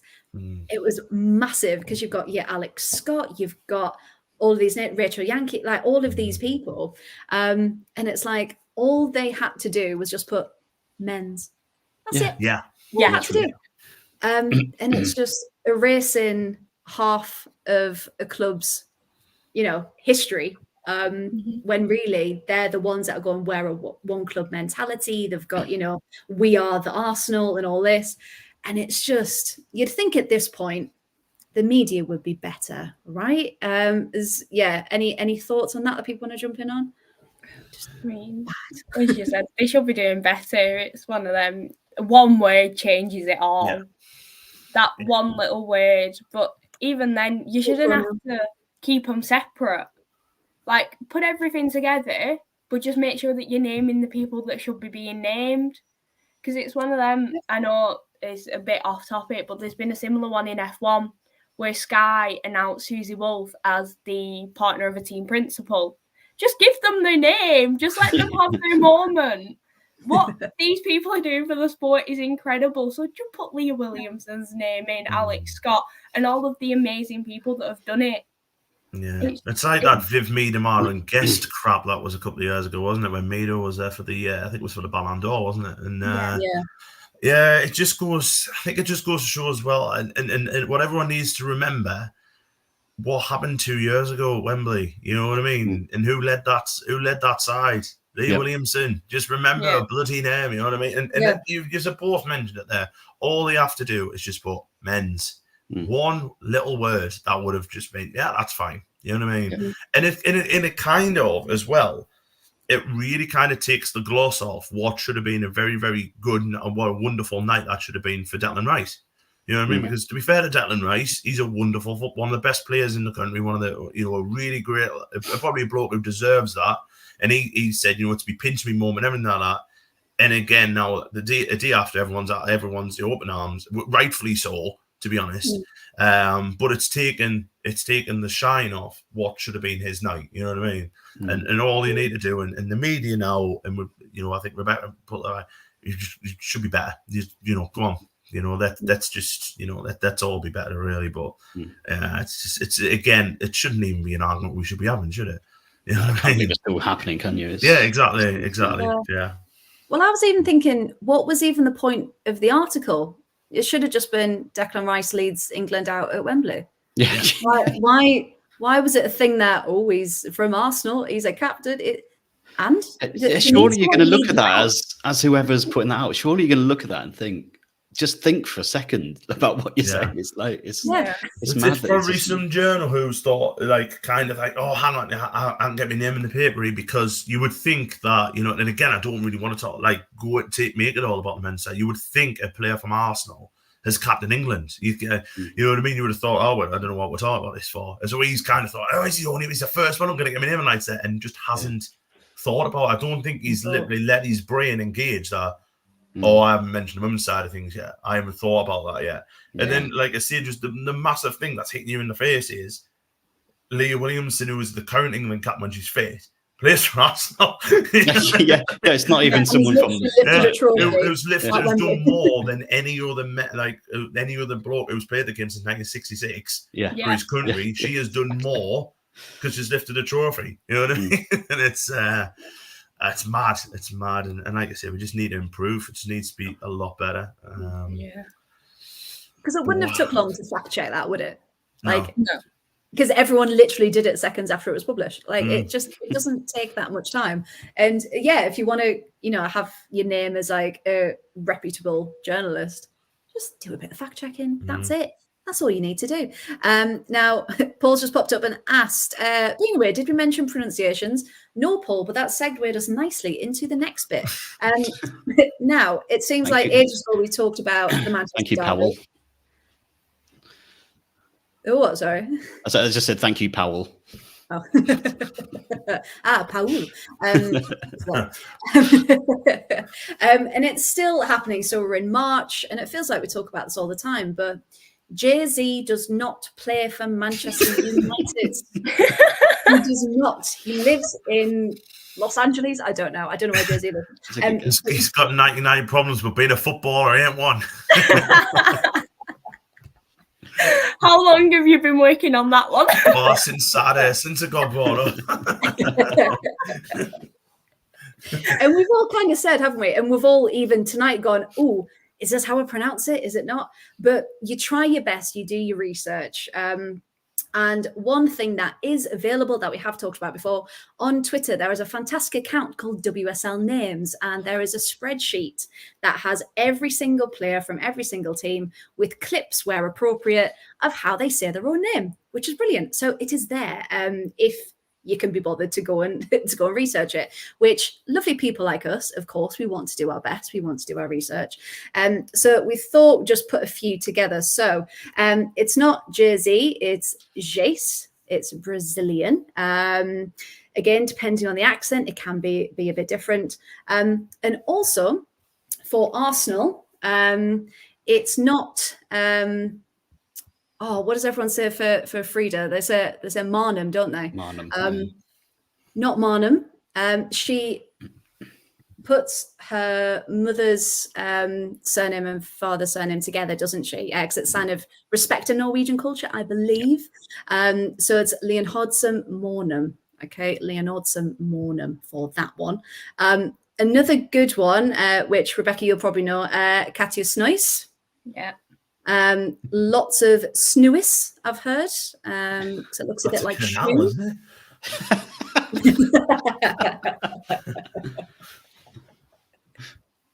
It is. So it doesn't take that much time, does it? If you're not too sure, especially with lots of players who are internationals coming over, it just. Yeah, what do we think about the state of things? Because we can't anglicize everything, can we? And we can't assume that. I'll just say it how I think it sounds. Danny, what do you think about this? Yeah, definitely. I think you've got to show some respect to them as well. Like you can't just be like, oh, I'm going to take a guess, especially when you're commentating on them. Like we'll try our best, like you say, on our podcast, and other pods will as well. But you can't, when you're commentating, especially at the top level, you can't just go, oh, okay, I think that's it, or I've heard that being said something else. Just like take a couple of minutes out to go and find out how you pronounce it, because it is a bit disrespectful, I think, as well, to not pronounce things properly or not pronounce names properly, because this is history and background of a player that they're proud of. And I've heard a couple of interviews with players saying, oh, I can put up with it if it's not, but you shouldn't have to put up with it. You shouldn't have to put up with your name being said wrong. Like we should all try as well as what we're doing, because that's just how you learn and how you kind of show respect to the players, I think. And you still hear commentators at the top level saying completely the wrong names, and you shouldn't have players then watching it back saying, oh, you've said my name wrong, and it be like down to them to make it up, to make the differential and to to kind of put people right about it. It should just be down to commentators or people doing the research finding out. It's like, it doesn't take that long. Like you said, there's a spreadsheet there, and I love a spreadsheet. Yeah, and people make mistakes all the time, but I think it's a case of if you're confused, if you're not sure, just go and check it out. As far as I can see, especially if you're commentating on like BBC, Sky, or whatever, because that does matter. Some things don't matter apparently tonight. Touch the ball doesn't matter. Say name wrong doesn't matter. That's fine. Again, wing it, hope for the best. Run on. Who cares? I think John's made a really good point in the chat there, Freya, about, we mentioned Steph Horton, and the majority of the media has been getting a name wrong for years. That's it. But even earlier in the chat, I was like, I don't even know how to say it anymore, because I've heard that many different pronunciations of how we natively say it compared to everything else, and you just think, how do I actually say that anymore for that one? But yeah, it's just it needs to be more accessible, definitely, because we know about that spreadsheet, we know it's great, but for a lot of especially new fans coming into it, if they're watching Sky Sports and going, oh, Jay-Z, oh great, yeah, and you just think it's infuriating. And for Pua Jace as well, it's just you can't even associate the two together because it is so wrong, and it's just really, really annoying. Is there any others that kind of spring to mind for anyone that annoys them when they get wrong? I've always just in the men's game, I've always the Kevin De Bruyne, because it's De Bruyne, and he said countless times it's De Bruyne, and it's De Bruyne or De Bruyne. It's De Bruyne, but no, I don't think I've ever had I've never really mentioned a commentator getting any of our players wrong. But we've got, to be fair, we haven't got really any out there names. You know what I mean? Mostly to say what you see. Yeah. Difficult to get wrong. I suppose maybe Molly Rouse could be Molly Roos, I suppose, but no, everything else is. But then I suppose it's knowing you're wrong as well, isn't it? It's knowing the difference, which then goes back to the research and kind of and how it goes. So every time there's a game on and I hear Jay-Z, Georgie, my wife, just looks at us going, "Are you going to comment? Are you going to do it?" Yes. Make a note of it. Should do a tally every time they say it wrong, and then just do it at the end saying they've done it wrong this many times. We'll have to do it on the next United match. Right, I'm ready. We'll make a bingo and we'll have 10 times that they say it name wrong. You can imagine how annoying it is, can't you? I mean, because I know I've got a name Anthony, which is ENTONY, because it's the Irish side of things. Because my granddad couldn't say Anthony, so that's hence why I've been called Anthony. And the amount of people who I have told countless times that my name isn't Anthony, and I still get emails well, I've tried emailing you, but email bombs back, because no. Fucking hate you, my name. You know what I mean? And I'm sure, I find that annoying. And I'm not a professional footballer, so I don't get my name pronounced, every week on television. You know what I mean? And it bloody annoys me. So I can't imagine how annoying it is when you're at home and you're watching watching highlights or whatever, and someone's saying Jay-Z or whatever it is, you know what I mean, or Suez Canal, whatever they're calling, it's crazy. Yeah, John's put a good one in the chat as well. Of course, Honor, she was called Honor Battle, Honor whatever. Yeah, that's a good one. Yeah, Honor Battle. Badger. And favorite one, me and Paul, Martina Piemonte, obviously she is Italian. She was called Piedmont at one point. What's the D come from? I have no idea. It's she's not a place in North Dakota. Leave her alone. not I heard Piemont, yes, heard that as well. Yeah. Oh yes, Martina Piemont. That well-known Italian surname. Martina Piemont from Hull.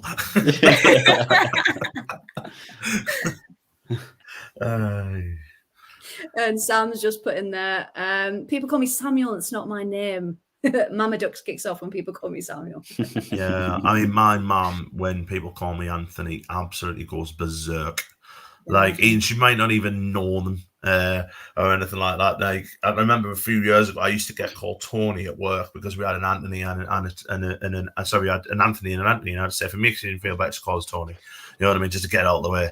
You know what I mean? And and I was ill at work, and then one of the bosses rang in and said, like, rang home. I was like ill with laryngitis, and I was in with my mum at the time, and they answered on the phone. Oh, it's Tony, and she was, Tony doesn't live here, and fucking him up.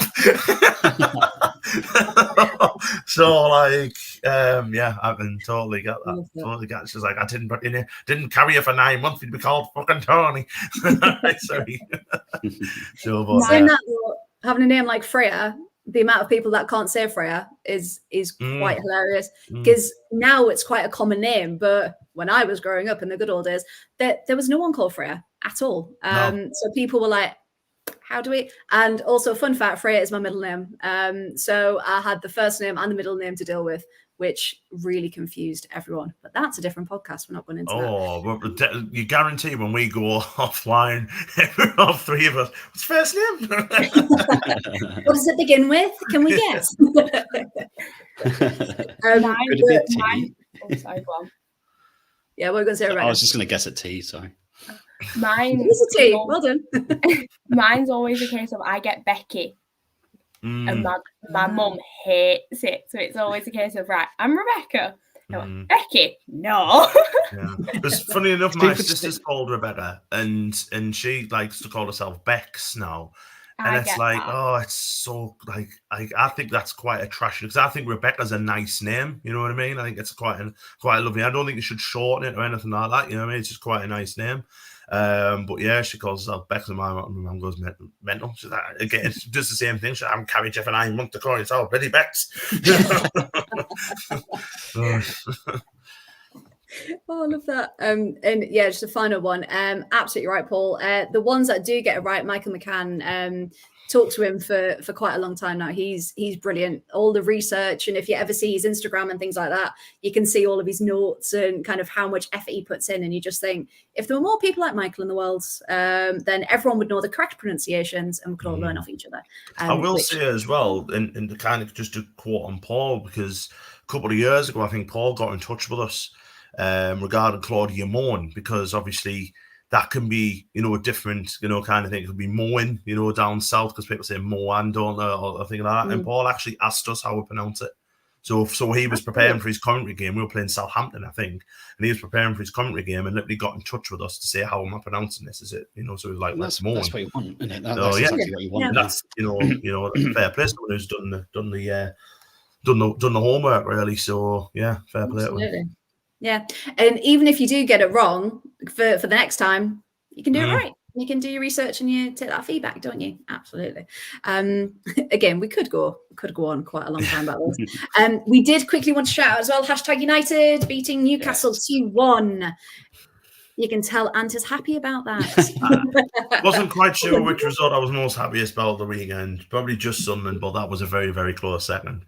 So, yeah, massive well done, #United. To be fair as well, and all joking aside, I met a couple of them at the awards night last year, and very, very nice people. So, good to see them doing well, but yeah, it's kind of took the gloss off. Newcastle season very so slightly.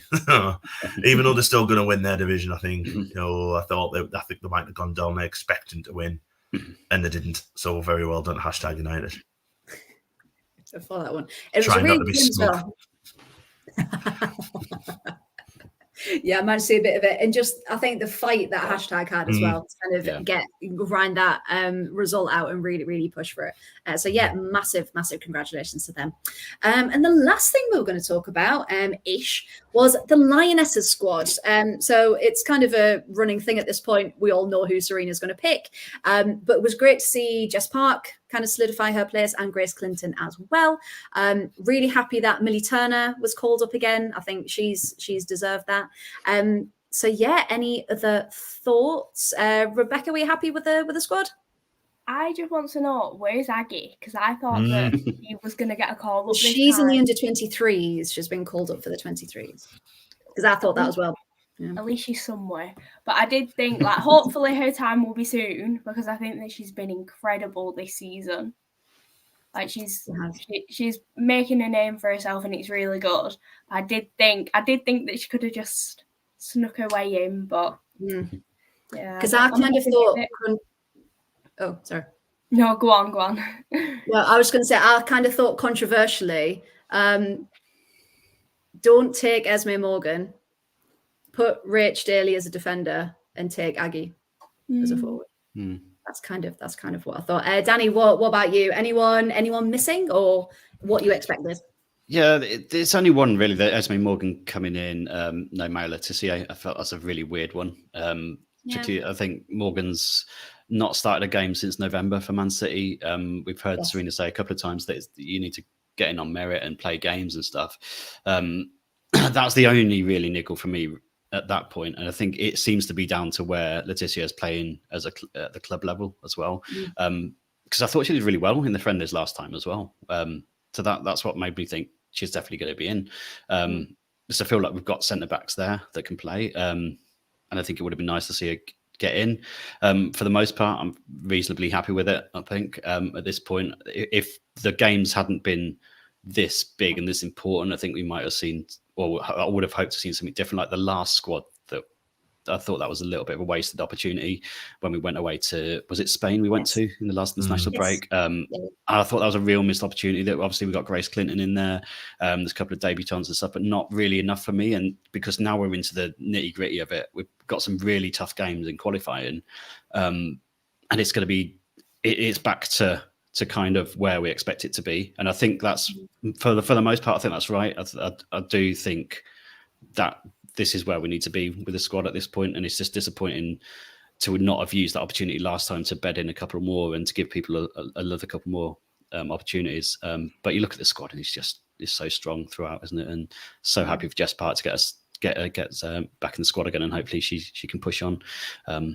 But yeah, it's going to be a really interesting qualification, and I think it's literally, I think it's the difficulty of the opposition that's made her go back to the tried and tested, because she almost needs those people that she trusts in there, and she knows well, and it's probably not going to be to everyone's taste, because there's always going to be people knocking on the door. There's always going to be people who you think need to be in that squad, but when it's games as important as this, I think you can kind of understand it. I think I can anyway. I think just being what it is at the moment. Yeah, because the only danger would be becoming too predictable, wouldn't it? That's it. Yeah. With that one. Yeah. And any thoughts? I would have the Tissy in, definitely. And I really don't know really what physical she's done. player, isn't she? Yeah. I really don't know what she's done wrong. So I think Aguilera Jones, maybe if there were like, a couple of friendlies to start, to bring her in and kind of better in, because it's 2 games we need to win, don't it? So her time definitely will come. I think maybe in the summer or something like that, when we've got games where it doesn't really matter as much. But she's definitely knocking on the door, isn't she? She's probably the next one in, I think.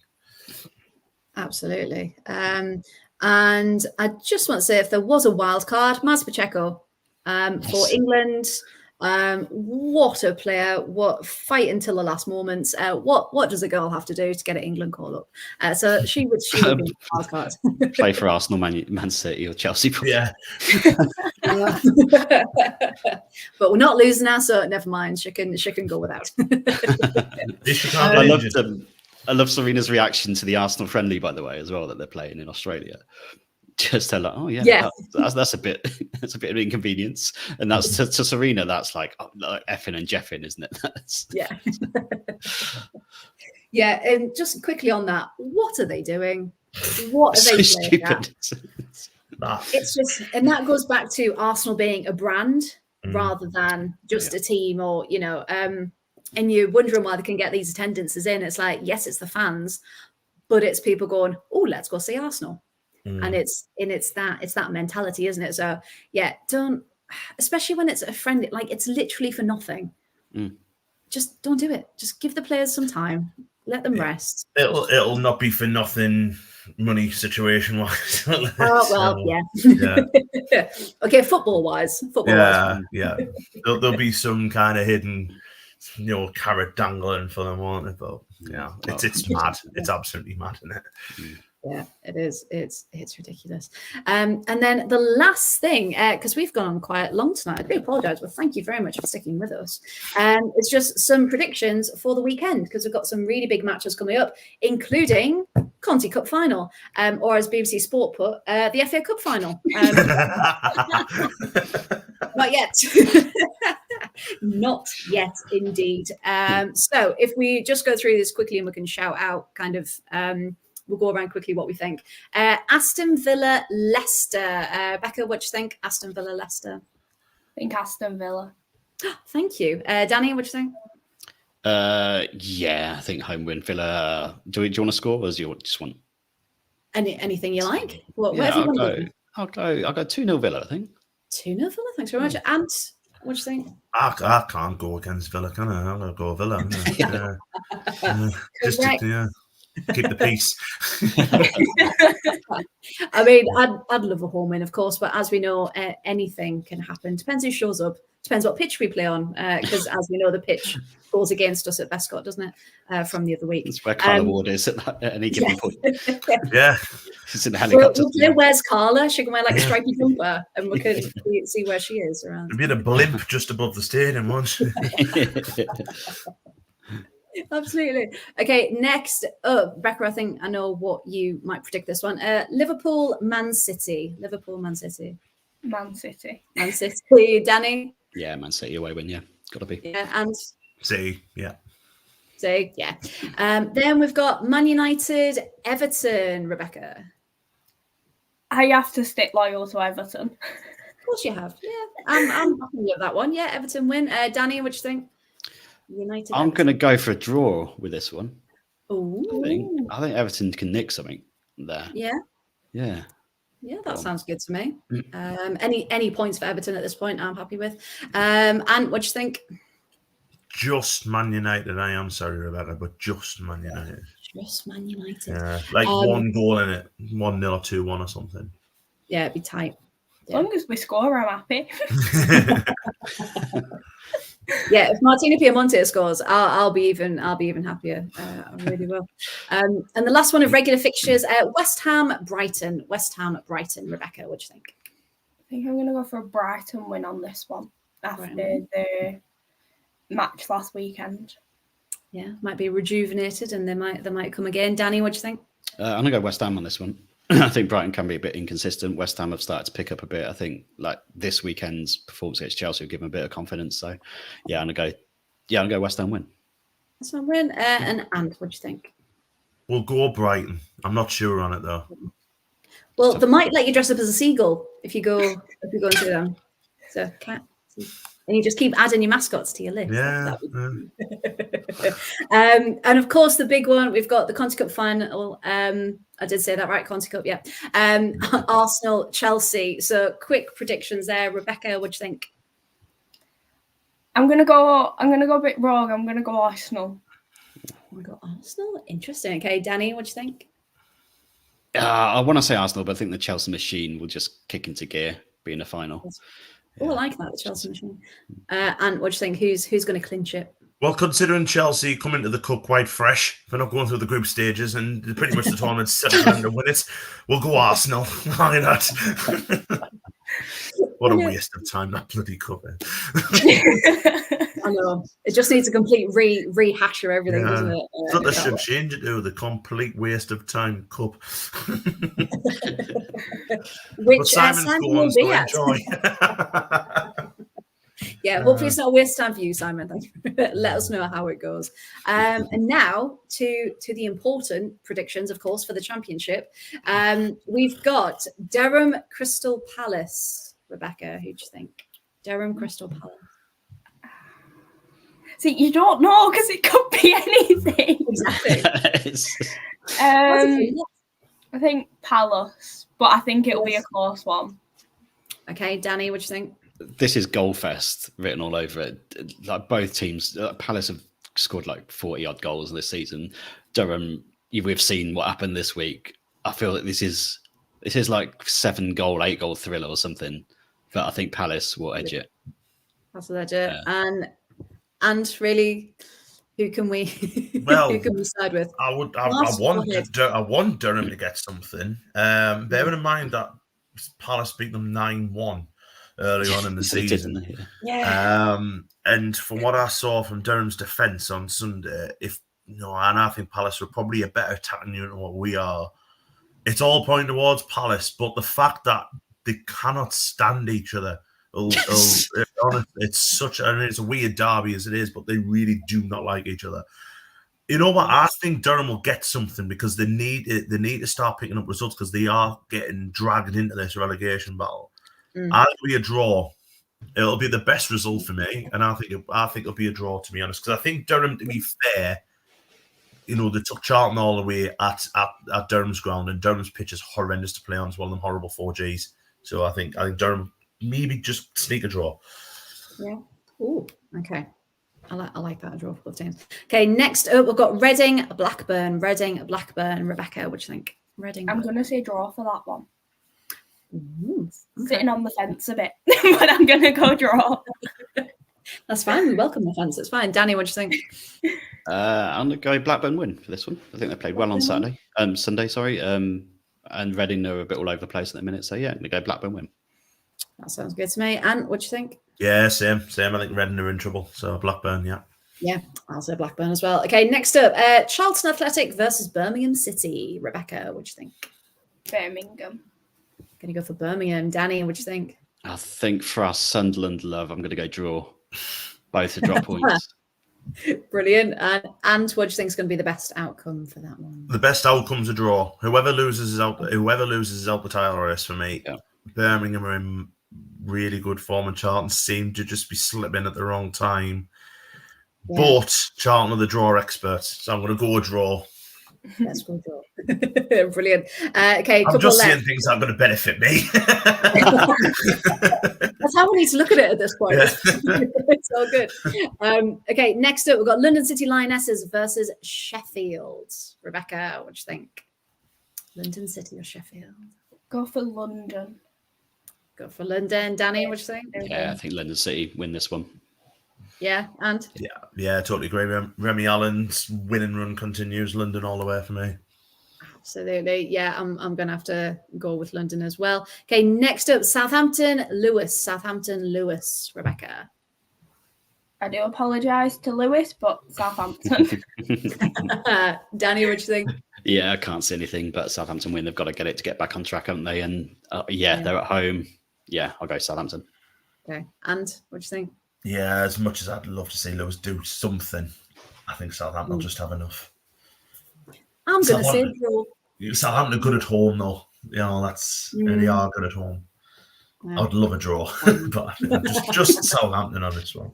Well, we can manifest it, can't we? We can manifest a draw. And the last one, of course, is Watford Sunderland. Remember, there's only one answer for this one.